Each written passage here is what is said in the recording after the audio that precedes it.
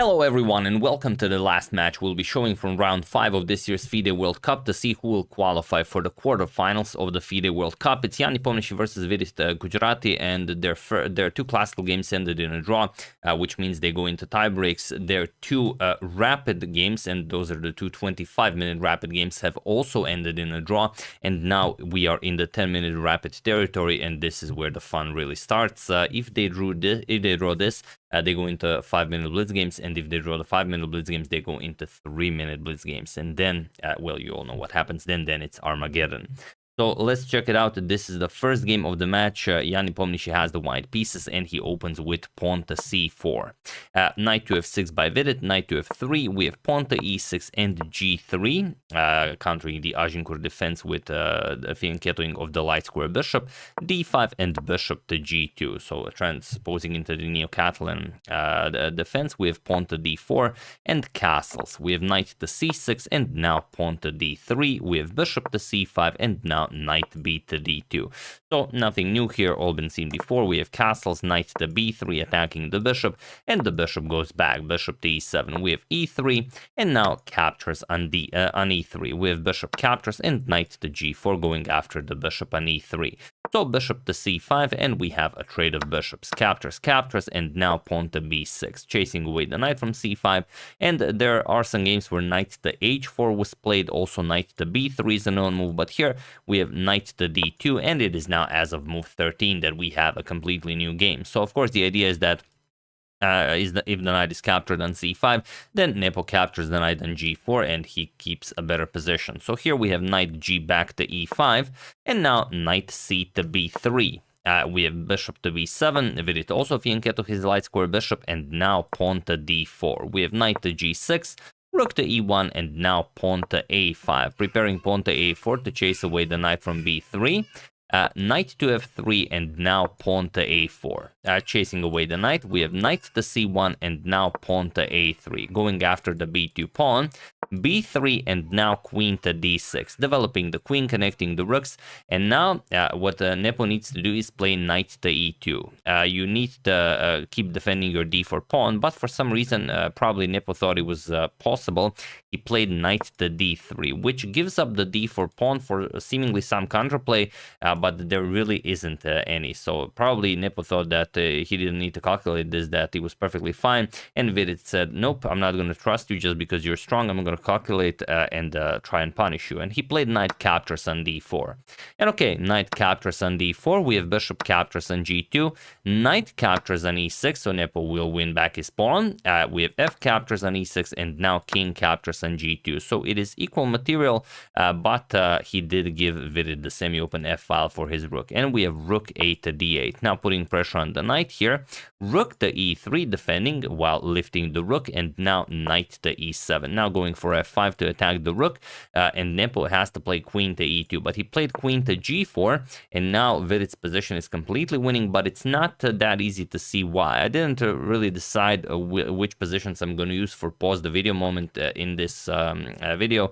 So we could also make this one, because I'm going to spoil it for you a little bit. Vidit missed it. So, you know, having that in mind, try to find the move that Vidit missed while I give you a couple of seconds.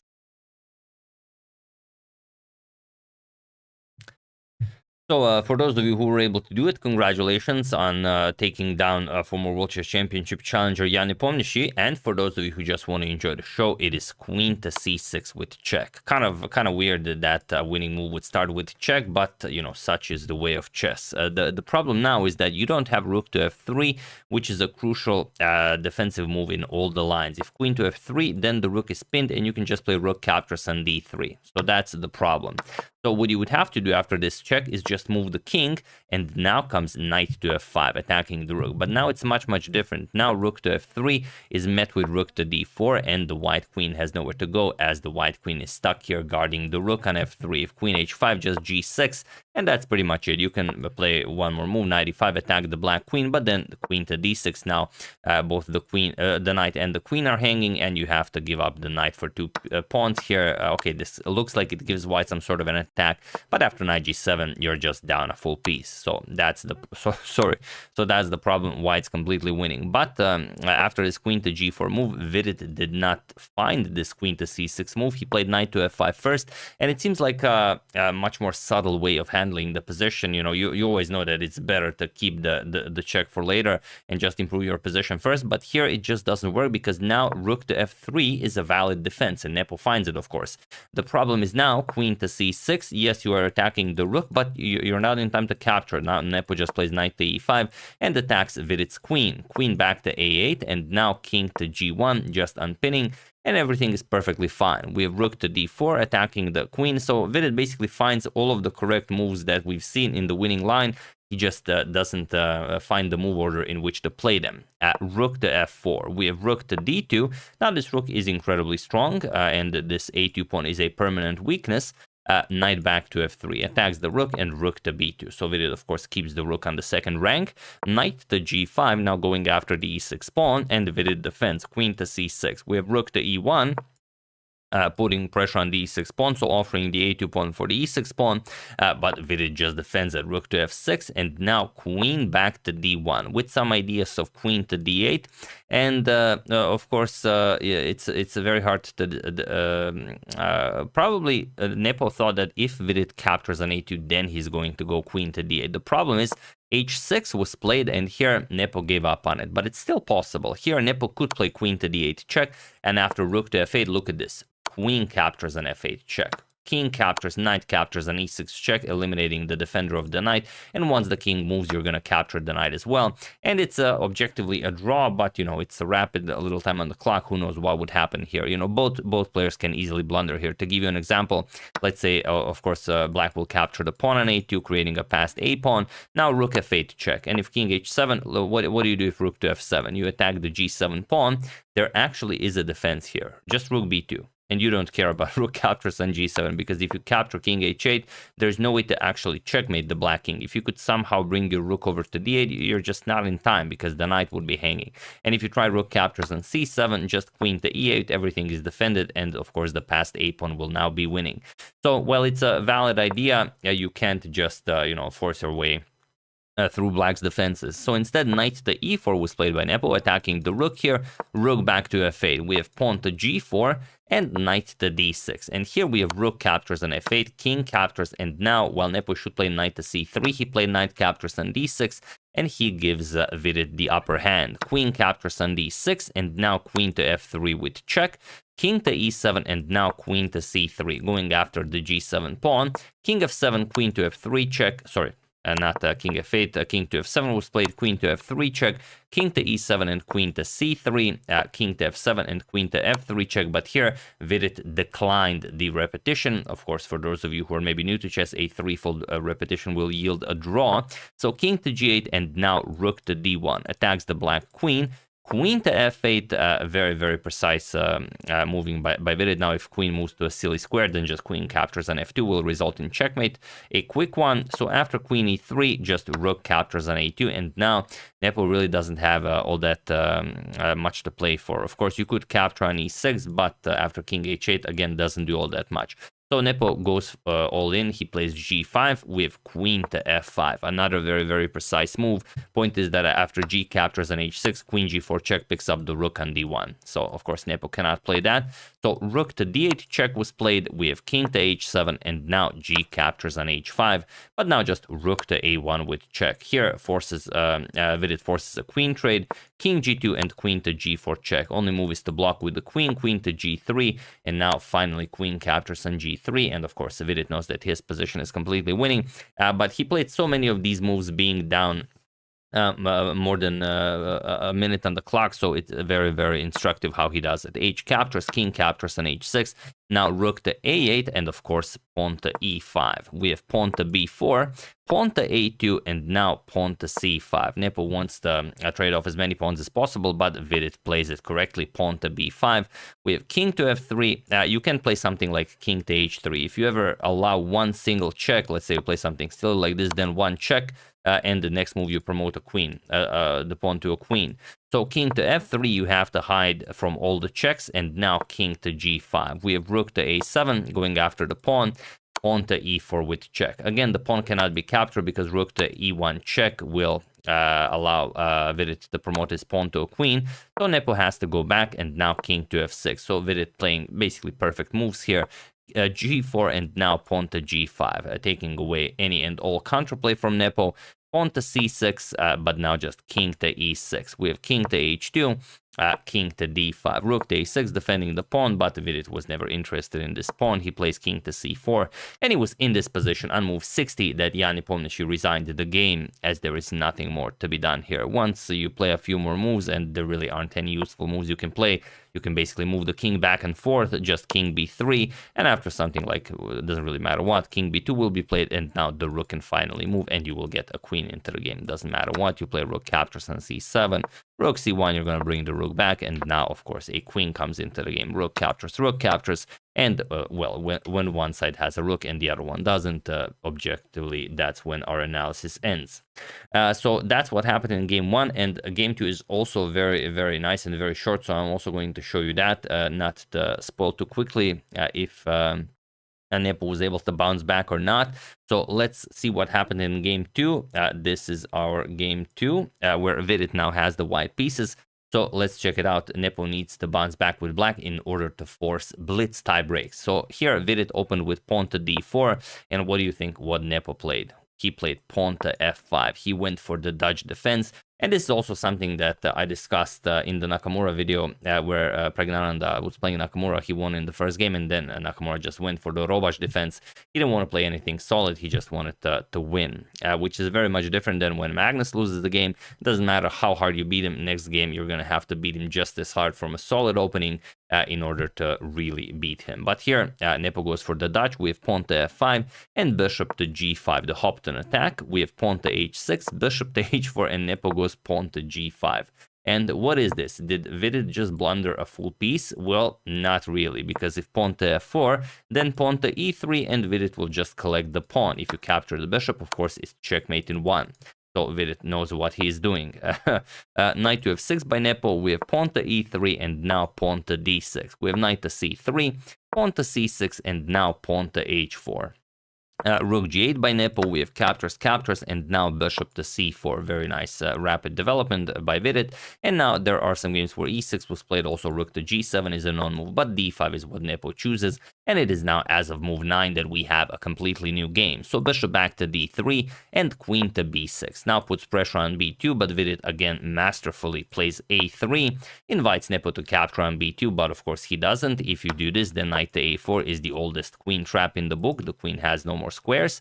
So after a3, just bishop to e6, continuing development, and knight g to e2. We have knight b to d7 and pawn to b4. We have bishop to g7 and now pawn to f3, controlling the center, also keeping this knight at bay on f6. And now, of course, you cannot castle queenside. If you castle queenside, knight to a4 again traps the queen as the bishop controls the c7 square. So Nepo plays king to f7. It's a pretty weird square for the king, but if anyone can do it, it is most certainly Jan Nepomniachtchi.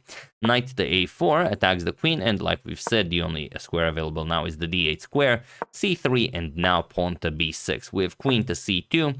Now comes rook to h8, offering a rook trade, but Vidit just plays rook to f1. Remember, Vidit does not need to win this game. He already won the previous one. Now he only needs a draw to eliminate Nepo and go into the quarterfinals of the FIDE World Cup. We have pawn to a5, challenging the b4 pawn, and pawn to b5. Vidit wants to open up the position. C captures, bishop captures, and now knight to h5. Attacking the bishop here, bishop back to h2, and bishop to f6 now, just keeping the position very solid. Rook to b1, and now rook to a7. And now Vidit goes for a central breakthrough. You could play e4, makes sense as the king is on the f-file. Vidit chooses to go pawn to c4 instead, as he doesn't like his backward c3 pawn. Knight to g7, we have c captures on d5, bishop captures, and now bishop to g3.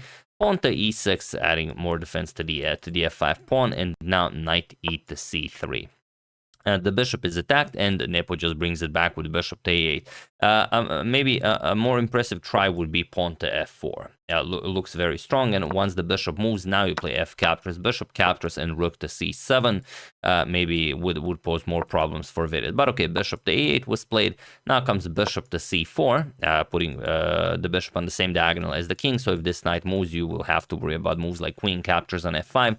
So Nepo strikes with pawn to f4. We have bishop to f2, and now rook to h2. So with the rook on h2, the pawn putting pressure, the bishop on this beautiful long diagonal, Nepo definitely has some dynamic counterplay here. We have bishop to g1, rook to c7, and now, of course, Nepo is hoping for bishop captures and rook captures on c4, but Vidit doesn't allow even that. He plays knight to b5, attacks the rook, and defends the bishop, and now Nepo just has to decide which way to go, you know, what hurts less. So rook to h1 was played, and of course Vidit grabs the material. Bishop captures on c7, queen captures, and bishop to f2, now offering a rook trade, but Nepo cannot afford a trade. He needs to go for some sort of an attack here. Rook to c1, and now we have queen to d6. We have bishop to g1, again attacks the rook, rook to h1, and now e captures on f4. We have g captures on f4, and again bishop f2. Vidit offers a rook trade, and again Nepo declines this. And now again bishop to g1, attacking the rook. Bishop to b5 is also very nice, but rook to h5 here, and now knight back to c3. With some ideas of knight to b5, also the knight can come to e4 to attack the queen and bishop. So knight to f5, and now we have knight to b5, attacking the black queen, so you don't have time for knight to e3 or knight to g3, queen to e7, and now bishop back to d3. And here we have king to g7. Now, there are a couple of very nice moves here, like you could play knight to e3, but then the knight just gets eliminated, and then bishop g6 picks up a full rook. So you don't have time for that. That's why king to g7, you sidestep the light squares. But now, of course, bishop to f2, keeping an eye on both of these squares. And now, again, rook to h2. Knight to e3 or g3 for the moment just doesn't do all that much. Queen to c8, very nice move, attacking the bishop here. Rook to h8, forcing the queen back, and queen to c7. Now, with some ideas of d5 and breaking through the position, as the knight here is just very, very weak. So here we have bishop to d5, bringing the defender back. Now king to d2. He wants to open up the d file with bishop captures on f5, d file, and then put the rook on e1 to really harass that black queen. Rook to h2 again. I think Nepo played rook to h2 like 10 times already here. Bishop captures on f5, e captures, and rook f to e1, attacking the queen, and you don't really have a good square for the queen, so bishop to e4 is played, trying anything here not to lose the match. But now Vidit plays the absolute strongest move, and that is knight to d6, not only threatening the threatening a whole lot, but the real problem is if you play a silly move, then knight captures on f5 check wins the game. This loses the queen either directly, or if you capture with the bishop, then rook captures on e7 check will blunder the queen. So instead, queen to e6 was played, but now again f captures on e4, rook captures on g2, and now rook to g1, not allowing Nepo to have any attacker left. We have f3, Nepo fighting, creating creative ideas as usual, but it's just not enough in this position. Rook captures, f captures on g2, and now pawn to d5, and here you are just out of squares. Bishop to g5 check, seemingly connecting with the rook nicely, but just king to e2, and he was in this position on move 50 that Jan Nepomniachtchi resigned the second game in a row. And it is Vidit who goes into the quarterfinals of the FIDE World Cup 2023, eliminating the former world champion, Jan Nepomniachtchi. Now, here you resign, of course, your queen is hanging, and you don't have a good square for your queen, because the queen also needs to guard the knight on d7. So what you could play here, really nothing. If you move the queen to e5, then you lose the knight. And of course, if queen to e7 defending the knight, then you allow knight captures on f5 check. This loses the queen, and of course, very, very easily the game.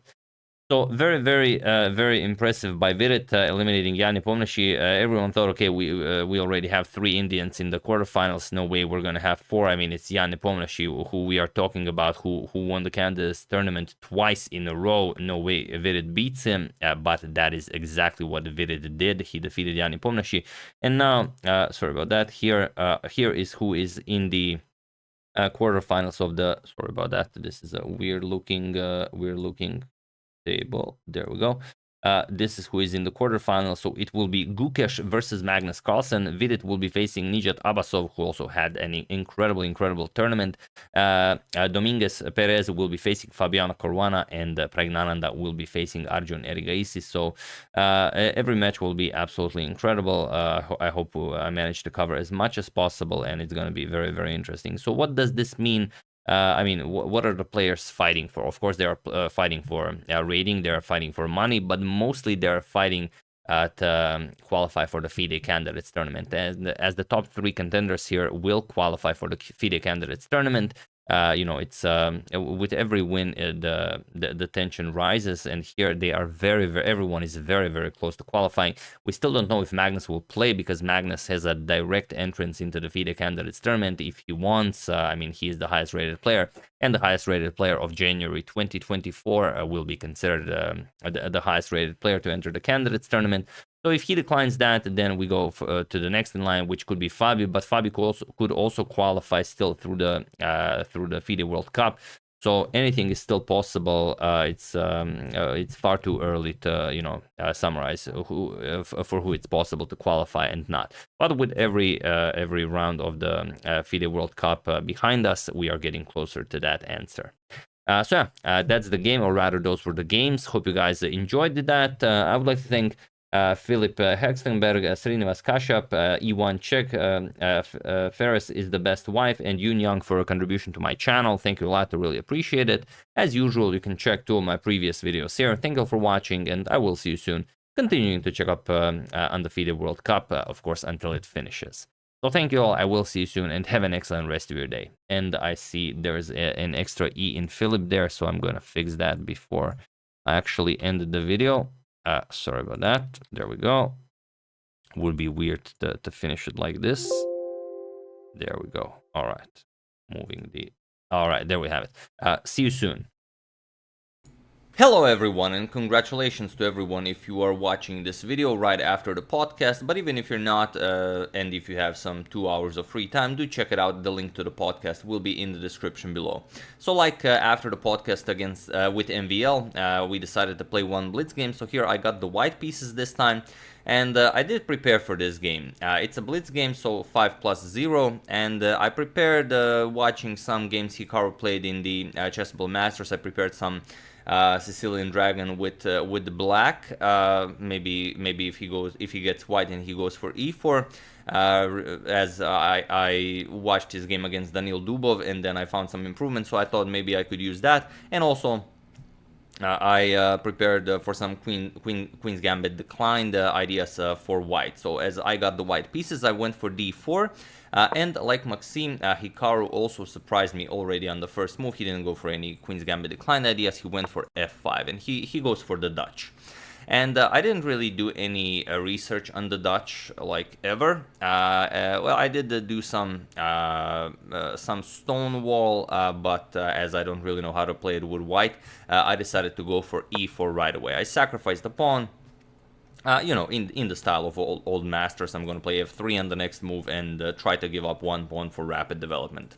So Hikaru accepts it, he plays f captures on e4, and I go knight to c3, ready to recapture my pawn. He defends it with knight to f6, and I go f3 here. I want to give up this pawn and then get some nice rapid development. And here, you could accept it, you could play something like d5, also very popular in this position. However, Hikaru plays e3. He gives the pawn back, however, he gives it back by doing this. He doesn't want to keep it and allow me to go for some rapid development. Instead, he hinders my development by forcing me to place my bishop on a weird square. So d5. and bishop to d3. I just continued developing, and here he goes c5. And I thought if I should capture it or maybe just ignore it, I don't know, playing something else and deciding whether he can capture or whether he's going to push c4 at some point seemed like too much. So I just captured it, and it's important to realize that he cannot go for d4 to win material because I just captured a pawn, and if queen captures, bishop b5 check just wins his queen. So instead, here there is one game in the database where e5 was played, but here he goes for knight to c6. He prepares e5 for the next move, and it is as of move 7 that we have a completely new game. So I still have to decide whether this is ever an option, so I just play bishop to b5. I just am ready to always remove one of the defenders of d4, so it's not a problem. And he goes for e5, just grabs some more space in the center, and now he has massive central control. I'm still up a pawn, but it's a double c pawn, so it's not really all that impressive. And here I go for bishop to g5, pin this knight as well. I didn't want to constantly have to calculate what happens if d4, so I played bishop to g5, and next I'm going to move the queen, castle queenside probably, and then try to deal with his massive center. He goes bishop to e6, continues development, adds one more defender to the pawn here, because I was kind of threatening bishop captures and then just winning the pawn. So bishop e6, he defends it, and now I go queen to e2. Again, with some ideas of maybe captures, or just queen captures on e5 since the knight is pinned. So he goes queen to c7. Adds a defender to the pawn here, and I castle queenside, again with the threat of, let's say, captures, and then I just win the pawn on d5. So he also castles queenside, now adds another defender here, and here there's well, there are a couple of ways you could treat this position. Let's say knight to a4 is an idea, adding another defender to the c5 pawn. Also interesting is just captures, because the queen cannot capture because queen captures on e5, so he would have to capture with the b pawn. But I didn't feel like this was all that much. Like, I didn't feel like I could go for some sort of a queenside attack. I'm also castled queenside, and this just strengthens his already massive center. So instead, I went for bishop to h4. I wanted to bring my bishop to g3 and grab hold of this diagonal here. He here goes for bishop captures on c5. He wins back the pawn, so now it's equal material. However, he still has a really, really strong center. And as the old saying goes, he who controls the center should win the game. So bishop to g3, I grab hold of this diagonal, which could be very important later on. And he goes bishop back to d6. He just defends his e5 pawn. And here, knight to h3. I still have to decide how to develop this knight, have to get my rooks into the game, so knight h3 to f2 to maybe somewhere could be possible in the future. So I go knight to h3, he goes rook h to e8, and I go rook h to e1. And pretty much all of the pieces are now developed, with the exception of me having, a funny knight here on h3. And here, I could attack his bishop with knight g5. So he brings the bishop back to g8. And also he will have some plans of shifting this bishop with h6 to h7 and grab hold of this diagonal. So I go bishop to a4. I want to bring the bishop here. And he goes a6. And now I played bishop to b3, which could be a bit premature. I could wait for him, let's say, to go b5 to then bring the bishop back, but I decided to do it right away. Also possible was king to b1, just a nice prophylactic move. But okay, I went bishop to b3. It's a 5-minute game, you don't have like all that much time. And he goes knight to d4. And my bishop to b3 move gave him the option of now just unpinning, as while the bishop was here, his rook would be under attack. So here he just unpins. I go queen d3, and he picks up the knight, the bishop. Knight captures on b3 with check, a captures on b3, and now just h6. And here, I noticed immediately that, of course, he doesn't want me to have the g5 square for the knight, so I just played bishop back to f2. And here I thought maybe I could use it, maybe some knight to a4 ideas going to b6. The bishop is also very nice on this diagonal. However, he has a really, really, really strong move here, which he plays, of course. He plays bishop to b4. And now there's a problem, just d4, and, now I don't have any of those plans I was hoping for. I cannot really move the knight, and it's not all that impressive. I could try and sacrifice the exchange, but I didn't think I had any compensation for the exchange. So here I played rook to e2. But this rook to e2 move completely blunders the game. And I thought the the quote above the board was fitting for this game, as well, to avoid losing a piece, many a person has lost the game, which is kind of what happens here. So feel free to pause the video and try to find the absolute best winning move for Hikaru while I give you a couple of seconds.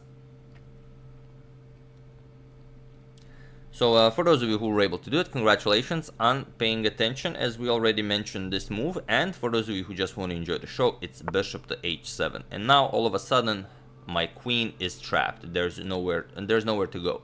I could of course go to d2, but then just d4. I run into the exact same idea that led me to move the rook to e2, so that's not really accomplishing anything. So after bishop to h7, the queen is really trapped. There is no square for the queen. So here I thought about just resigning, but then I spotted one idea that kind of could keep me in the game. I played knight to b5, and here I attack his queen also, and I was hoping for pawn captures, queen captures, and then I could maybe again have some threats here. Maybe I can bring the rooks into the game, who knows. It's a blitz game, at least I'm still surviving. However, to my horror, after this knight to b5 move, Hikaru like instantly played queen to a5, and here it's just game over. Because the bishop covers the d2 square, so the king has no escape square, and queen to a1 is the threat of mate, while my queen is also hanging on d3, so there's no escaping both of these threats. Again, I played a few more moves. Knight a7 check, he played king to b8, and now there is nothing. I do have this fork, however, there is no continuation after the pawn captures. I played c3, gave my king an escape square, but he just captured my queen. I captured on b4. Again, maybe if captures I can still hope to do some damage.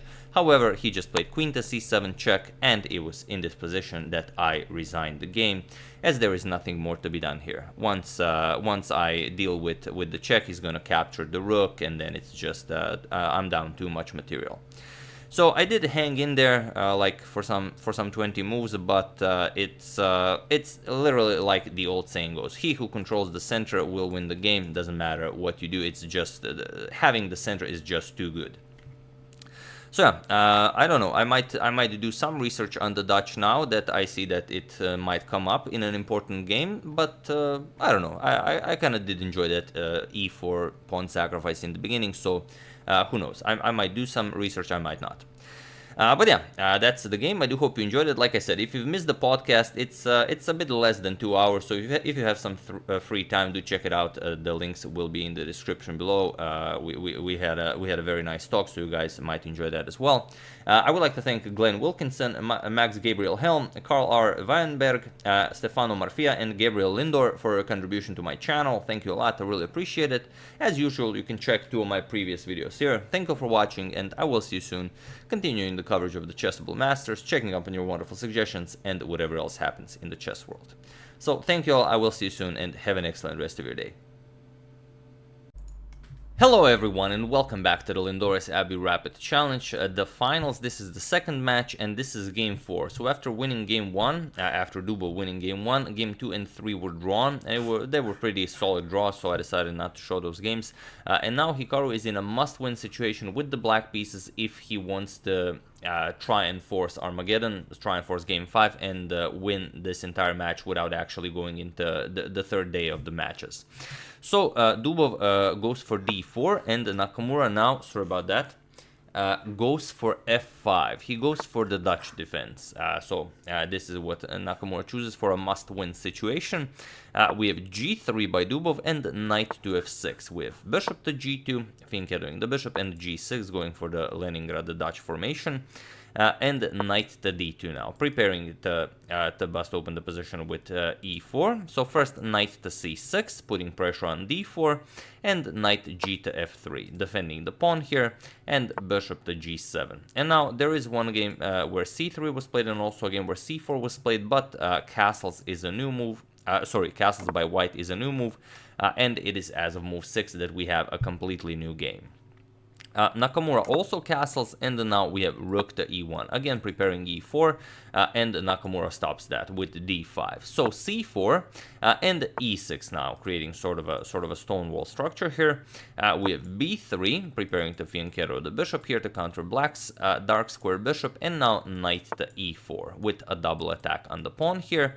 So Dubov defends it, bishop to b2, and now g5. Nakamura is going for g4 to dislodge this knight from f3. We have rook a to c1, Dubov just continues development, and the g4 now.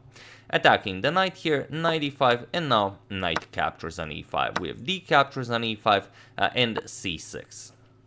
So strengthening the center, and Nakamura does, Dubov does have a doubled e-pawn, but it's a very strong e-pawn and really puts pressure on Black's position here, so it's not a liability.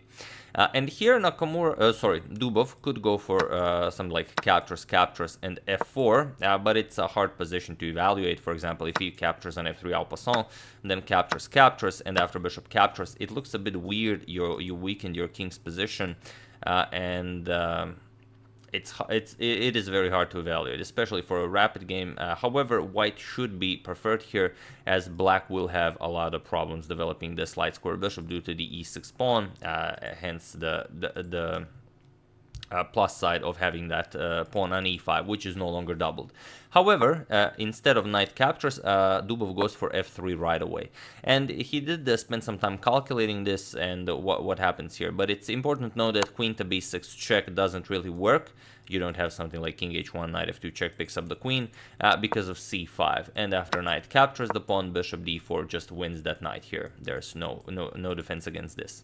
So instead, after f3, Nakamura decides for knight captures on d2, queen captures, and h5. He now wants to go h4 and try and open up this position. However, Dubov goes f4, closes up the king side completely, and h4 by Nakamura. But now c5, and now it's extremely difficult to open up the position here. Dubov will play bishop to d4, which will create a very solid center, and if any breakthrough is possible in the future, it will be something like b6. But as the king side is pretty much closed, you don't really care about captures. This will still be very solid for white. It will be very hard for Nakamura to break through. So king to f7. With some ideas of capturing, maybe bring your rook over to h8, create some threats on the king's side, but Dubov just continues improving the position. Bishop d4, we have rook to h8, and now king to f2. The king will now also help out with the defense here, and you also make room for your rook here. So if captures happen, maybe you can bring your rook over to h2, for example. Then rook to g1 will be very solid. So bishop to d7 and rook to c3 now adds another defender to the third rank, keeping an eye on everything. Bishop to f8, and now comes rook to g1.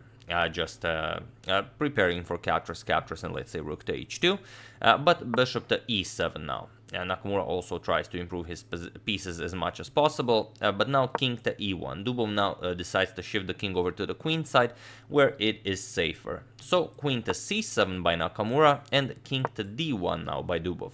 And finally b6 by Nakamura. He says, okay, if you're bringing your king to the center of the board, I'm now definitely opening up the center here. And if b4, then a5 will be very strong, since you will open up the a file for the rook. Then you can double up rooks on the a file, and it will be very dangerous for white.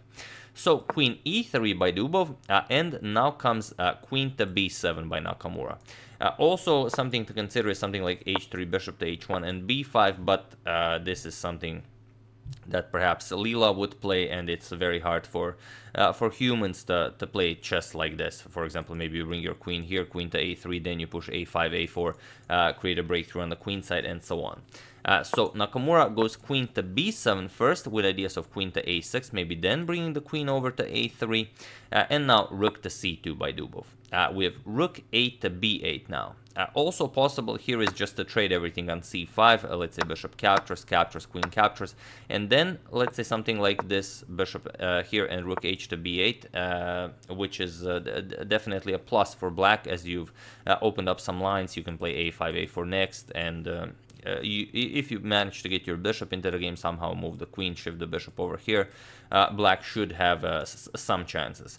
However, Nakamura goes to rook 8 to b8, and now Dubov goes back with the king. King to e1, we have queen to a6, and now king back to f2. So Dubov just took a nice stroll here with the king and then back. As now Nakamura decided to open up the queen side. And finally h3 by Nakamura. We have bishop to f1 by Dubov, and now b captures on c5, finally opening up.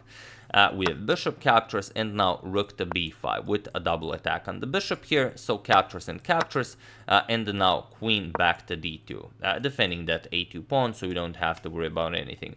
And it really does seem like Dubov is not trying to win this game. He's just trying to keep the position solid, as he only needs a draw to win this match and force a third match, since he is up a point in the match. So queen to a3 by Nakamura. Now maybe you can bring the other rook over to the queen side, maybe start pushing that a pawn. And now e3. Just very solid, opening up the bishop here. So rook to a5, and now bishop to d3. And now it's an extremely solid position for Dubov.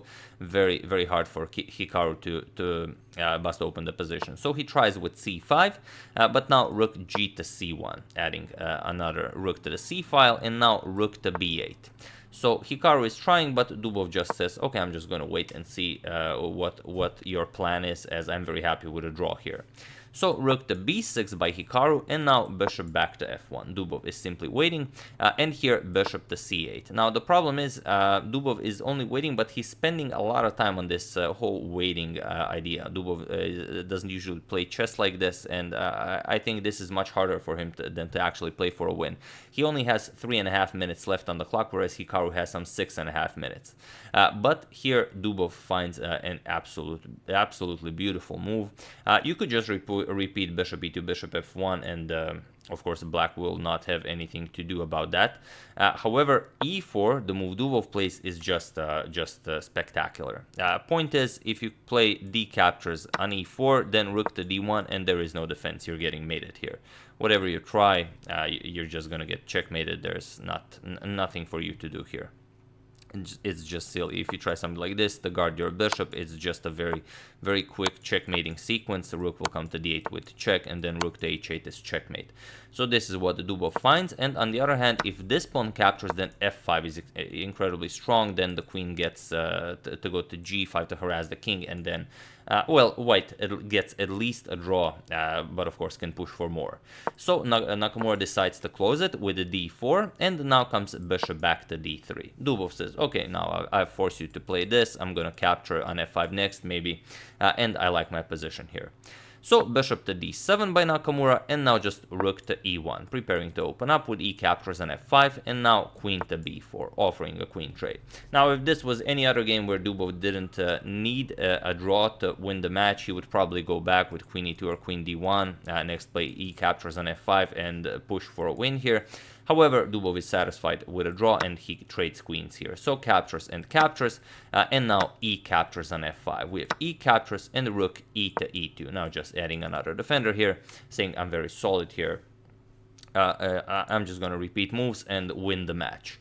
So bishop to e6 by Nakamura, but now rook e to d2. Dubov just repeating, rook to b7, and now bishop to c4. We have rook to c7 by Nakamura, and now you can win a pawn here. However, Dubov says that he can win the pawn later on, and he's very happy with a draw, like I've mentioned, so he just trades here. Bishop captures on e6, rook captures on c2, we have rook captures and king captures on e6, and now Dubov brings the king into the game. Nakamura does the same, and king to d3 now, saying that, okay, I'm just going to bring my rook over to e2 and then push my pawn here, and if you want to prevent this, you're going to have to move the king, and only then will I capture the pawn. So Nakamura decides to block with the rook, so he doesn't have to give up the d4 pawn. However, Dubov, the genius here, just plays rook to e2 here. And now the problem is, yes, Hikaru blocks with the rook, but now Dubov just goes rook to c2. And Hikaru has no moves. If he moves the king, he again loses the pawn, so he repeats rook to a6, and Dubov goes rook to e2. He's very happy with a draw here. And now Nakamura can either grab a draw by repeating moves, or king to e6, which Nakamura goes for, but in doing so gives up the d4 pawn. So Dubov grabs it, and now rook to c6. King to e3, Dubov just repeats moves, he's just going to repeat this, this doesn't really matter. So Nakamura prevents it, rook to c3 check, king d2, and now rook to f3, with some ideas of maybe going like this if the rook attacks rook. But again, Dubov, the genius, without any problems, figures out how to force a draw here. Rook to e3. Of course, any rook trades are favorable only for white, since white is up a pawn, has a passed e-pawn. So rook back to f1, but now Dubov just repeats. Rook e1, we have rook to f2 check, rook to e2, but now Nakamura finds rook to g2. Of course, now trading is favorable for him, as promotion will be unstoppable. So after rook to g2, we have just king to d1. Now Dubov says, I'm just going to repeat my moves with the king here. So king to e7, but now king d2. We have king to d7, king to d1. We have king to e6, but now king to d2. And here Nakamura does something, well, you should never do. But since Nakamura is in a position where he either wins or he loses, and then he can again try tomorrow. So it doesn't really make all that much difference for him, since there's really no way to push for more than a draw here. However, he tries with king to d5, but king to d5 is actually a losing move. So feel free to pause the video here and try to find the winning move for white while I give you a couple of seconds. So for those of you who were able to do it, congratulations on not pushing e6, and for those of you who just want to enjoy the show, it's king to e3. Now the point is, black really has no choice. He can either trade here, and then, well, like we said, all rook trades except for this one are favorable for white. Or you go back, let's say king e6, but now just captures king f2, you're going to win another pawn. And whatever black plays, you're going to grab this one, now you're up 2 pawns, and of course, completely winning.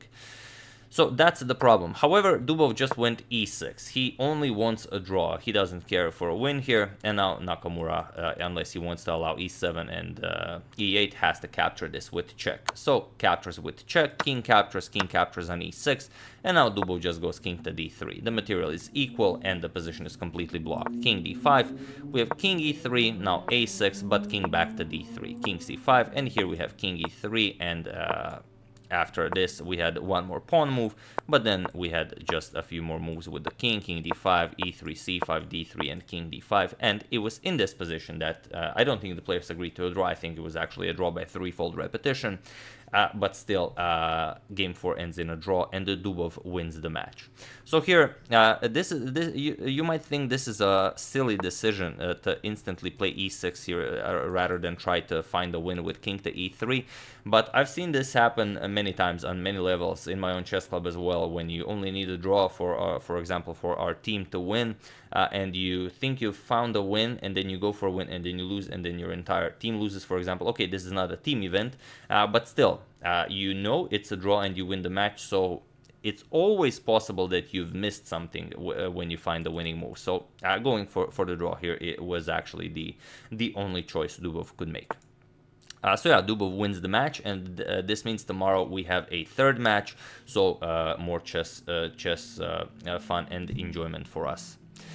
So that's the game. I do hope you enjoyed it. I would like to thank Jeff Graves, Robert Fowler, David Brown, Jakub Gira, and Jürgen Kellen for your contribution to my channel. Thank you a lot. I really appreciate it. As usual, you can check 2 of my previous videos here. Thank you all for watching, and I will see you soon, continuing the coverage of the Lindor's Abbey Rapid Challenge Finals until it finishes, checking up on your wonderful suggestions, and of course whatever else happens in the chess world. So thank you all, I will see you soon, and have an excellent rest of your day.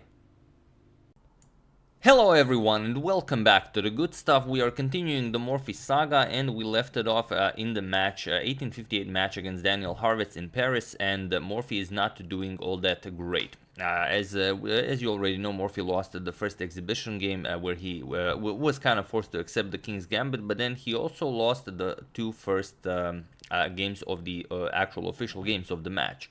But then, like we said in the previous video, it was said that Harvitz will not win a single game, something Morphy mentioned to the Edge. And also it's very interesting that how everyone was very worried, because people placed a lot of bets on Morphy. He was known to be a very strong guy.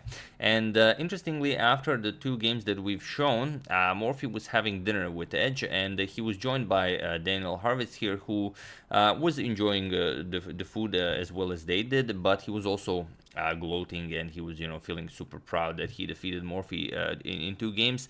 But this is what Edge said to Harvitz during that dinner. He said, "I'm sorry, Mr. Harvitz, you have not found Mr. Morphy in good fighting trim. The fact is, he has been preparing to meet you by not going to bed until common men are about to rise.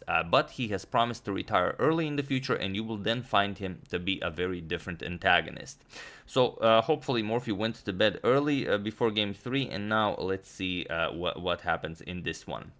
And as you see the quote above the board, something Wilhelm Steinitz mentioned about the second game, the one that we showed as the first game, if you've been following so far, that he has no satisfactory explanation is given of how Morphy lost it. It is an explanation only Morphy could have given, and probably did to someone like his companion Edge, but to us it is unknown. But most likely due to Morphy not even taking the match seriously so far. So let's see what happens now when Morphy starts taking the match seriously. So Harvitz with the white pieces again opens with d4, but this time Morphy doesn't allow him to go for some sort of a Queen's Gambit decline setup. Rather, he goes for f5, a very exotic Dutch defense. So let's see how Harvitz deals with the Dutch. We have c4, e6 by Morphy, knight to c3, and now knight to f6. We have bishop to g5 attacking the knight here, and now bishop to b4 pinning the knight here. So both players fighting for the center, and now queen to b3. Putting pressure on that bishop, and Morphy, in a very modern fashion, goes c5, defends the bishop here, and immediately attacks the d4 pawn. And already here, white could go wrong by going something like a3. Black very happily trades here, and then gets a nice developing knight to c6 with tempo, and black is very happy with such a setup. So instead, after this c5, Harvitz grabs more space in the center. We have d5. And now Morphy doesn't allow any trades. He plays e5, and already Morphy is controlling a lot of space here in the center, as you can see. And here e3. This is maybe not the greatest of moves. E4 would have been more ambitious, but it's hard to play such a move because it's a temporary pawn sacrifice. Then you go knight to e2.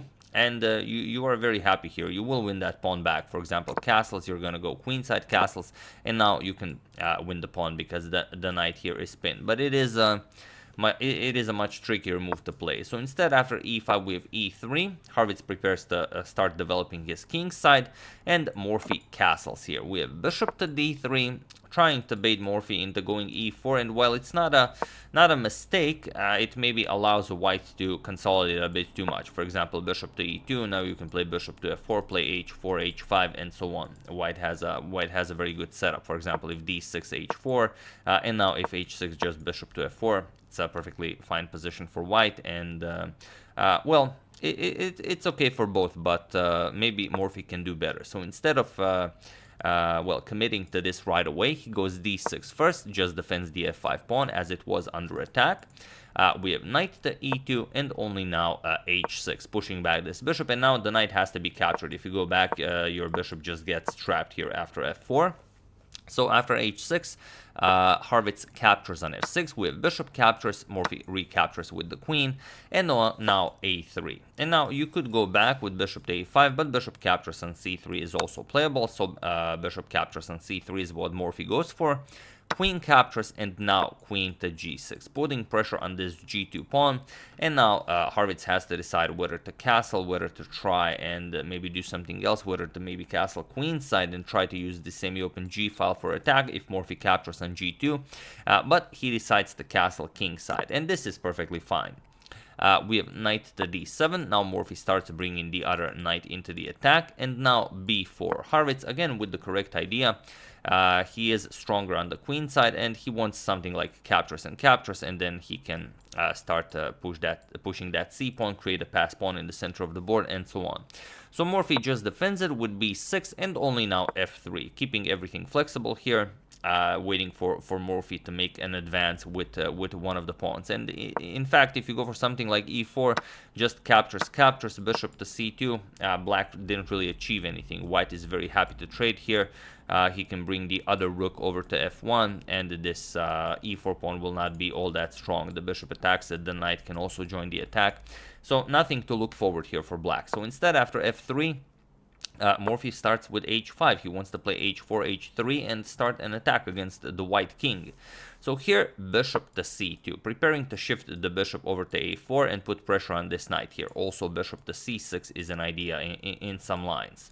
So bishop to b7 by Morphy, continuing development, connecting rooks, and now bishop to a4 as planned. And now, while Morphy could start with knight to f6, try to bring his knight into the game, here you could run into something like f4. Morphy could block this, and then bishop to c6 is very strong for white.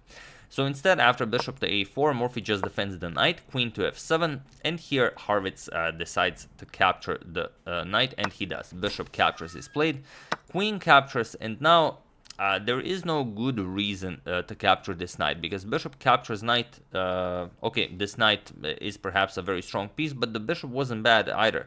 And now if you allow Morphy to capture on b4, you're going to be left with well, with a backwards c4 pawn. It will be very hard to advance it. The b and d pawn are covering the c5 square.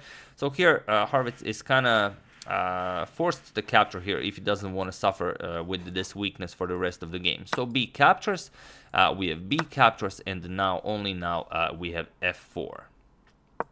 So offering to trade on f4, Morphy of course advances the pawn. We have e4, now closes the position, and now rook a to b1. So what do you do here? Here, Morphy goes for bishop to a6. Now he puts pressure on c4. He wants to play queen to a4 to pile up on this c4 pawn, and now he wants to, of course, also double rooks on the b file. So this is the plan. What will Harrwitz do about it? Harrwitz goes rook f to c1, and Morphy continues with queen to a4. Now putting pressure on the pawn here. Knight to g3, going after... well, putting pressure on this pawn, but really going after the h5 pawn, and Morphy just pushes h4. We have knight to f1, now shifting the knight over to d3, and now comes rook a to b8. And here, like I said, Morphy wants to trade off the rooks along the b file, but also if white is not interested, Morphy will just double rooks, rook b6, rook f to b8, and then continue putting pressure along the queen side.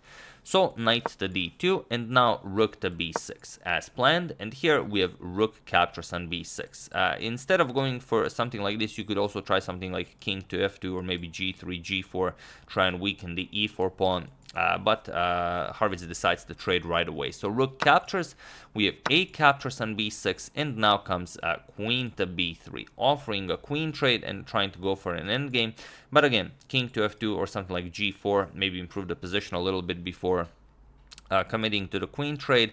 But okay, Harrwitz goes for the queen trade, queen to b3, and Morphy very happily accepts. Queen captures, knight captures, and now b5. And with this move, Morphy has created a passed c pawn, and he will be, well, very, very happy to start pushing it up the board, or in this case, down the board.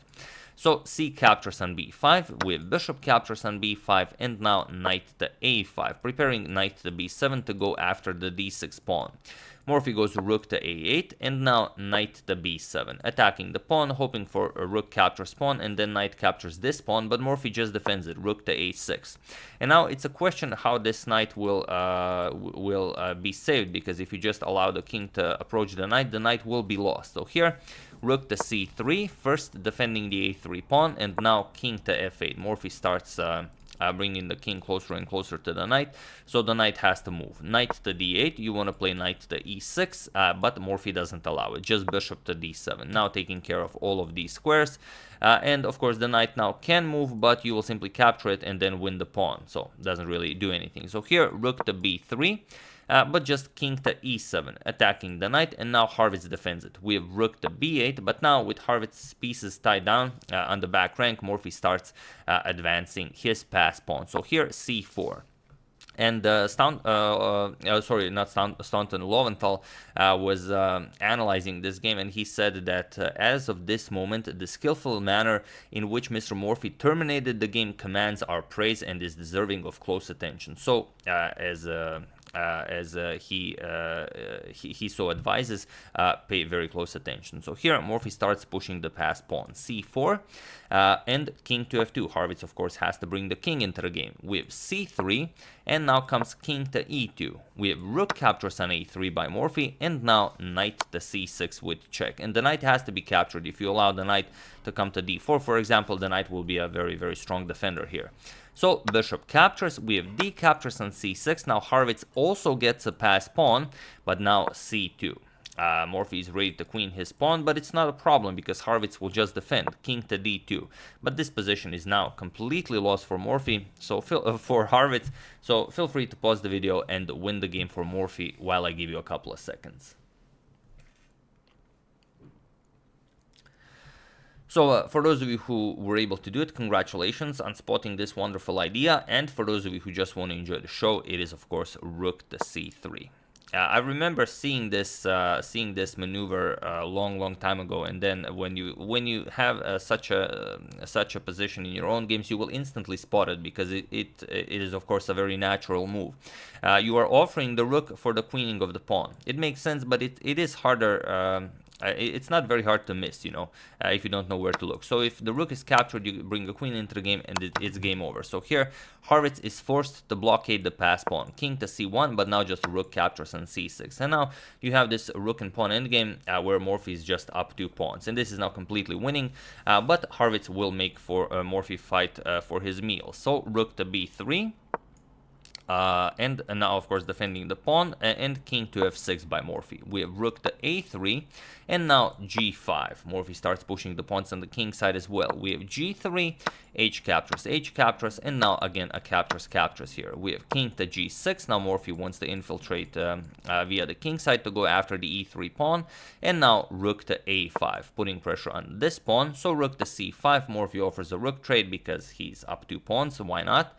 And rook to a6 now. Pressuring this pawn, we have rook to c3, even allowing Horvitz to grab this pawn with check, but it doesn't matter. Rook captures with check, king to h5, and now rook to d2. Going after the c2 pawn, but Morphy says no problem, just king to g4.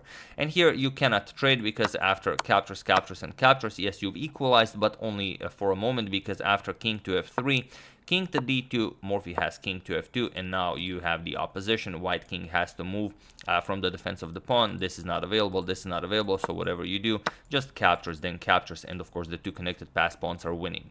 So after king to g4, Horvitz said, alright, we cannot capture that, rook to g2 check, but just king to f3.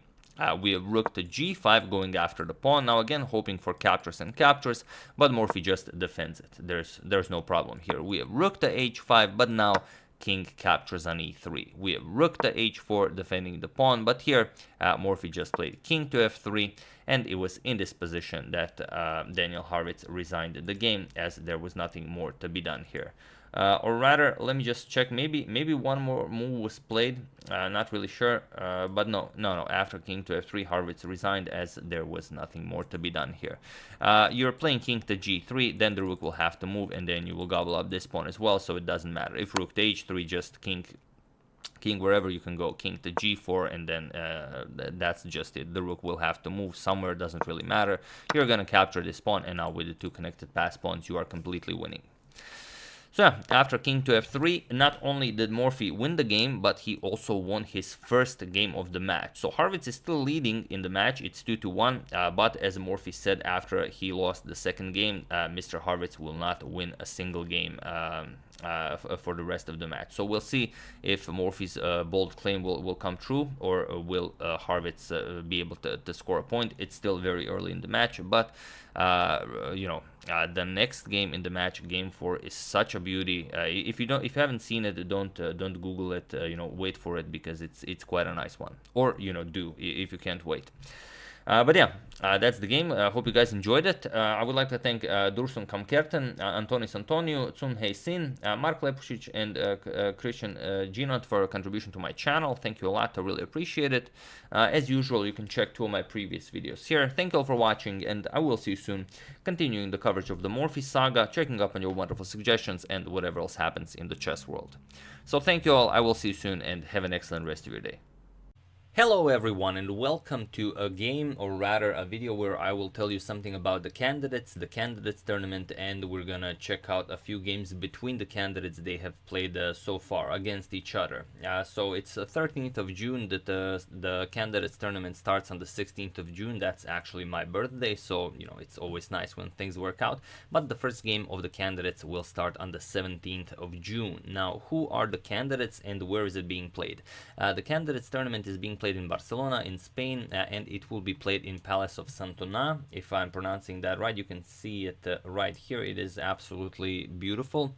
I mean, I can't even imagine playing chess in such a place. I mean, look, we can just marvel at it, and so I really like the venue that FIDE has chosen for this grand event, as it is the greatest tournament that you know there ever was and will be. It is the tournament where the winner will get a chance to face the world champion Magnus Carlsen for the title of World Classical Champion, and usually it's okay to be second in a tournament, it's okay to be third, but here in the candidates tournament it really stings if you get second place. Like in the candidates tournament you don't really care if you're second or last. Only the first place really matters, and of course everyone will fight for it. So if you are from Spain, or even better from Barcelona, you can check it out. I'm sure it will be open for viewers. I don't know, maybe they will be maybe they will charge some tickets, maybe not, but you know, it would definitely be a great place to meet one of the candidates, or maybe even all of them. You know, maybe get a photo with them, maybe get an autograph, if you guys are interested in that. So that's the venue, and these are the candidates. So as you can see, the candidates are Ding Liren, Alireza Firuza, Fabiano Caruana, Jan Nepomniachtchi, Richard Rapport, Hikaru Nakamura, Timur Rajabov, and Jan Krzysztof Duda. And of course, if you guys are interested in how all of them qualified, Nepo, of course, Jan Nepomniachtchi qualified by being the runner-up of the World Championship 2021. He played the World Chess Championship match against Magnus Carlsen. He lost, but he gets an automatic ticket to the next candidates tournament. Then you have Rajabov, who qualified for the previous candidate tournament, but he dropped out. He didn't want to play due to the COVID breakout, and FIDE has awarded him he's nominated by FIDE to get a direct entrance into the next candidates tournament, because MVL took his place in the previous one. Then you have Jan Krzysztof Duda, one of the top two finishers of the Chess World Cup 2021, second one being Sergei Karyakin, but he was disqualified, and Ding Liren takes Karyakin's place as a replacement, as he had the highest rating in classical chess for May 2022. That was the criteria. If you guys remember, Ding had to play like I think it's 34 games, maybe it's 32 or something, to just simply because he didn't have enough classical games to actually qualify for the event. Then you have the two top finishers in the FIDE Grand Swiss tournament of 2021. That's Alireza Firuza and Fabiano Caruana. Alireza being the winner and Fabiano being the runner-up, and the two top finishers of the FIDE Grand Prix 2022 being Richard Rapport and Hikaru Nakamura. So it would be, well, of course, it is going to be absolutely enjoyable regardless of who wins the candidates tournament, but Magnus still hasn't made it absolutely clear if he will play should anyone just win the tournament, because for now I believe the information is that he is willing to play Alireza. If Alireza plays, then Magnus will be interested in facing. I think it's because he represents the next generation. He's the young one. He's the one that, you know, really fights hard. He wants to be the best. He wants to be the next Bobby Fischer, or you know, I know that he is one of his greatest role models. So I think Magnus would be motivated to play against him, but it's very hard to imagine that Magnus would actually drop out of the World Chess Championship cycle and not play Ding, for example, because who wouldn't think Ding to be a worthy opponent? But yeah, I can see where he's going with this. Alireza is young, and he thinks that would be definitely a match to promote. But I don't know. I think, for example, if Nakamura wins the candidates tournament because of his huge online following, I think that would be the most followed event, not just in chess, but in of all the sports, perhaps. I mean, it would be such a spectacle. But I don't know, any match would be absolutely thrilling to watch. So that's pretty much it for the meet the candidates. If you guys have any questions, be sure to ask in the comments. I will try to address them.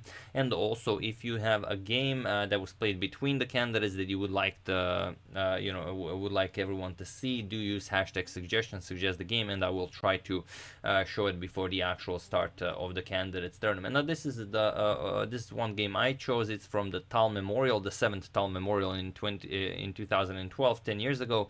And it's a game between Teimur Radjabov and Hikaru Nakamura. So it's the first one that we're showing, and it just has a really powerful final move of the game.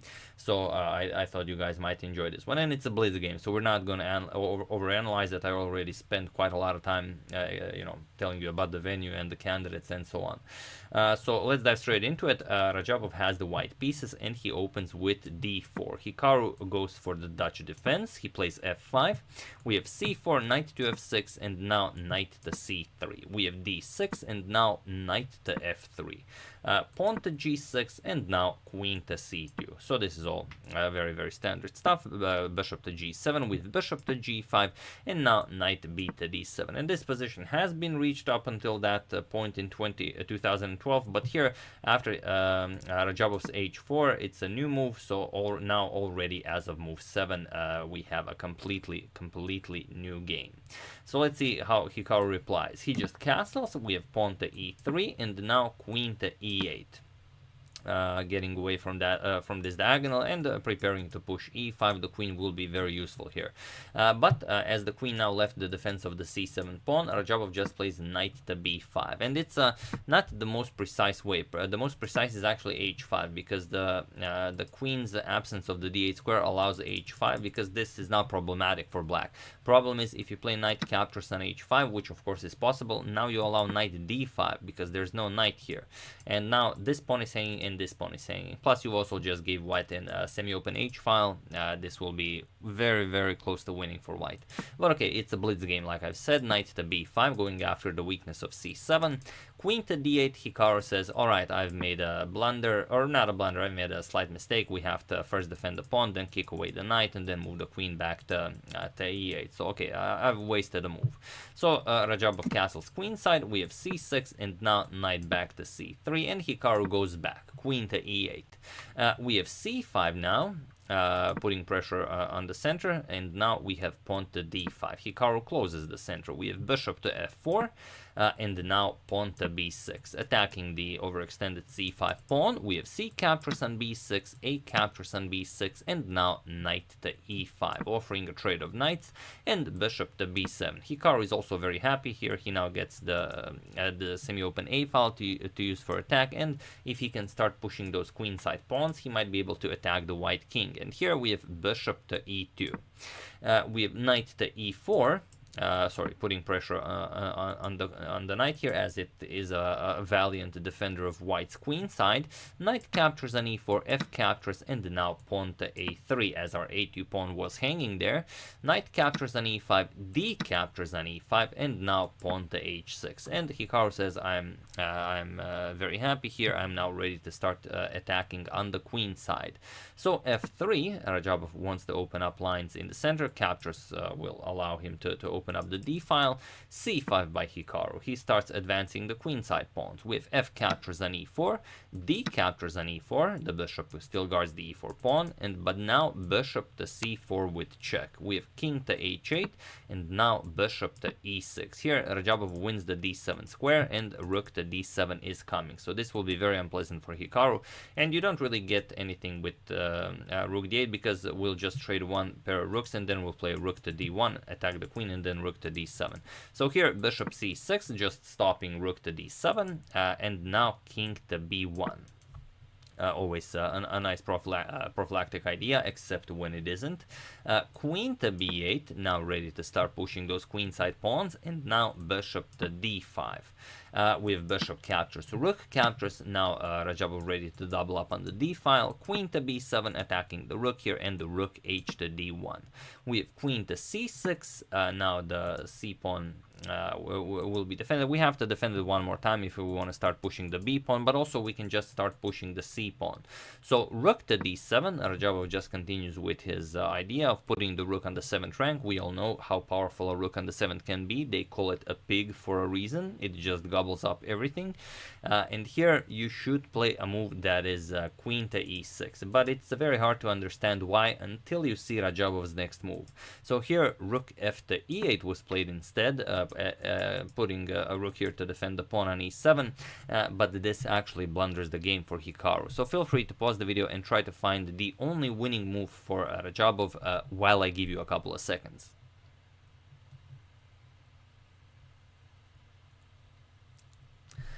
So for those of you who were able to do it, congratulations on spotting that the f7 square is free for grabbing. And for those of you who just want to enjoy the show, of course the move is queen to c4. To all of you who found this, you have just defeated one of the candidates of the next candidates tournament.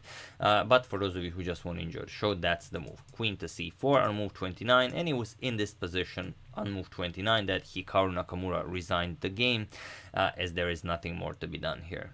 So what you've done with this move, of course, you want to grab hold of the f7 square. If your queen gets here, then then everything just falls apart.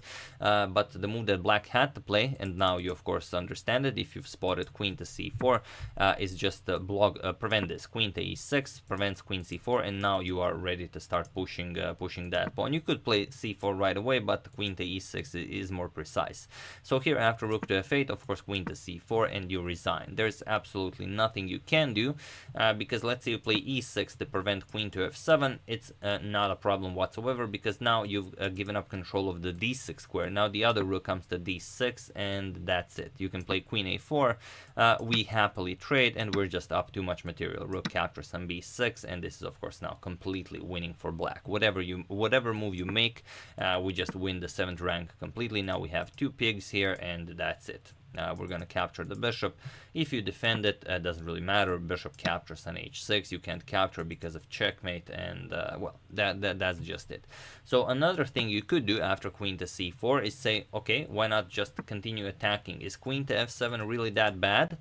It is. It's devastating. Queen to f7. Now we're gonna play b4. Now black is also attacking, but still rook 1 to d6. There's just no stopping this move. Now you can't capture because of checkmate. The rook and queen will be going after the bishop on g7, and once the queen moves, we're just gonna play bishop captures on h6. Absolutely everything is winning here. Let's say, I mean, bishop captures on h6 is the only winning move, but after captures, you know, it's now everything is winning. Rook captures on g6, and there is no defense. This will be checkmate. If you move the bishop somewhere to remove it from the defense of the g7 square, then queen to g7 will be checkmate. If you play bishop here, then the rook no longer guards the g8 square, then rook or queen to g8 will be checkmate. So like I said, everything will end in checkmate here. And another thing that could be considered is maybe just rook f8. We guarded the f7 square, but now the e7 pawn hangs. Rook captures on e7. You have a passed e pawn, and there's no playing this. Let's say b5, we play queen d5. There are better moves here, but queen d5 is good enough. We trade, captures, and the white is just completely winning here. So of course Hikaru knows this. After queen to c4, he resigned, and a wonderful victory for Teimour Radjabov. I actually wanted to show you the first game between the two of them that they have ever played. It's actually from 2008, but the only trace of this game on chessgames.com, the moves are completely scrambled, and it feels like they are rated 1100. The moves they're making make absolutely no sense, so I don't think that's the game they played. So if I ever find it, I will show it, as it you know, it kind of looked like a good game before they started making silly moves, but you know, I really doubt that's the game. So yeah, that's the game. Hope you guys enjoyed it, and this little bit of extra info about the candidates, about the venue where it will be played in Madrid in Spain. and also the candidates themselves. So hope you enjoyed that. And like I said, use hashtag suggestion in the comments. If you have a nice game between the candidates, I will gladly show it so we can prepare properly for the candidates tournament that starts on June 16th, or rather June 17th. June 16th is the opening day, and June 17th will be the first game played. So yeah, once again, I hope you guys enjoyed everything. Regarding all of this, I would like to thank Adrian Marcin Nagorski, David Kaiser, Tyler Single Clark, Benjamin Bogwald, and Martin Georg Paparik for a contribution to my channel. Thank you a lot, I really appreciate it. As usual, you can check 2 of my previous videos here. Thank you for watching, and I will see you soon, continuing to check up on your wonderful suggestions regarding the candidates, and whatever else happens in the chess world. So thank you all, I will see you soon, and have an excellent rest of your day.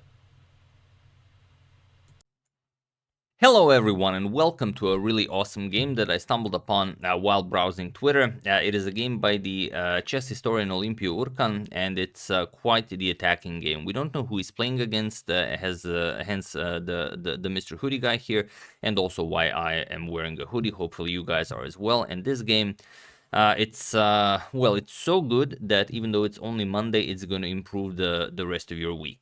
It's it has everything, and it's completely no reverse gear Morphy style brilliancy.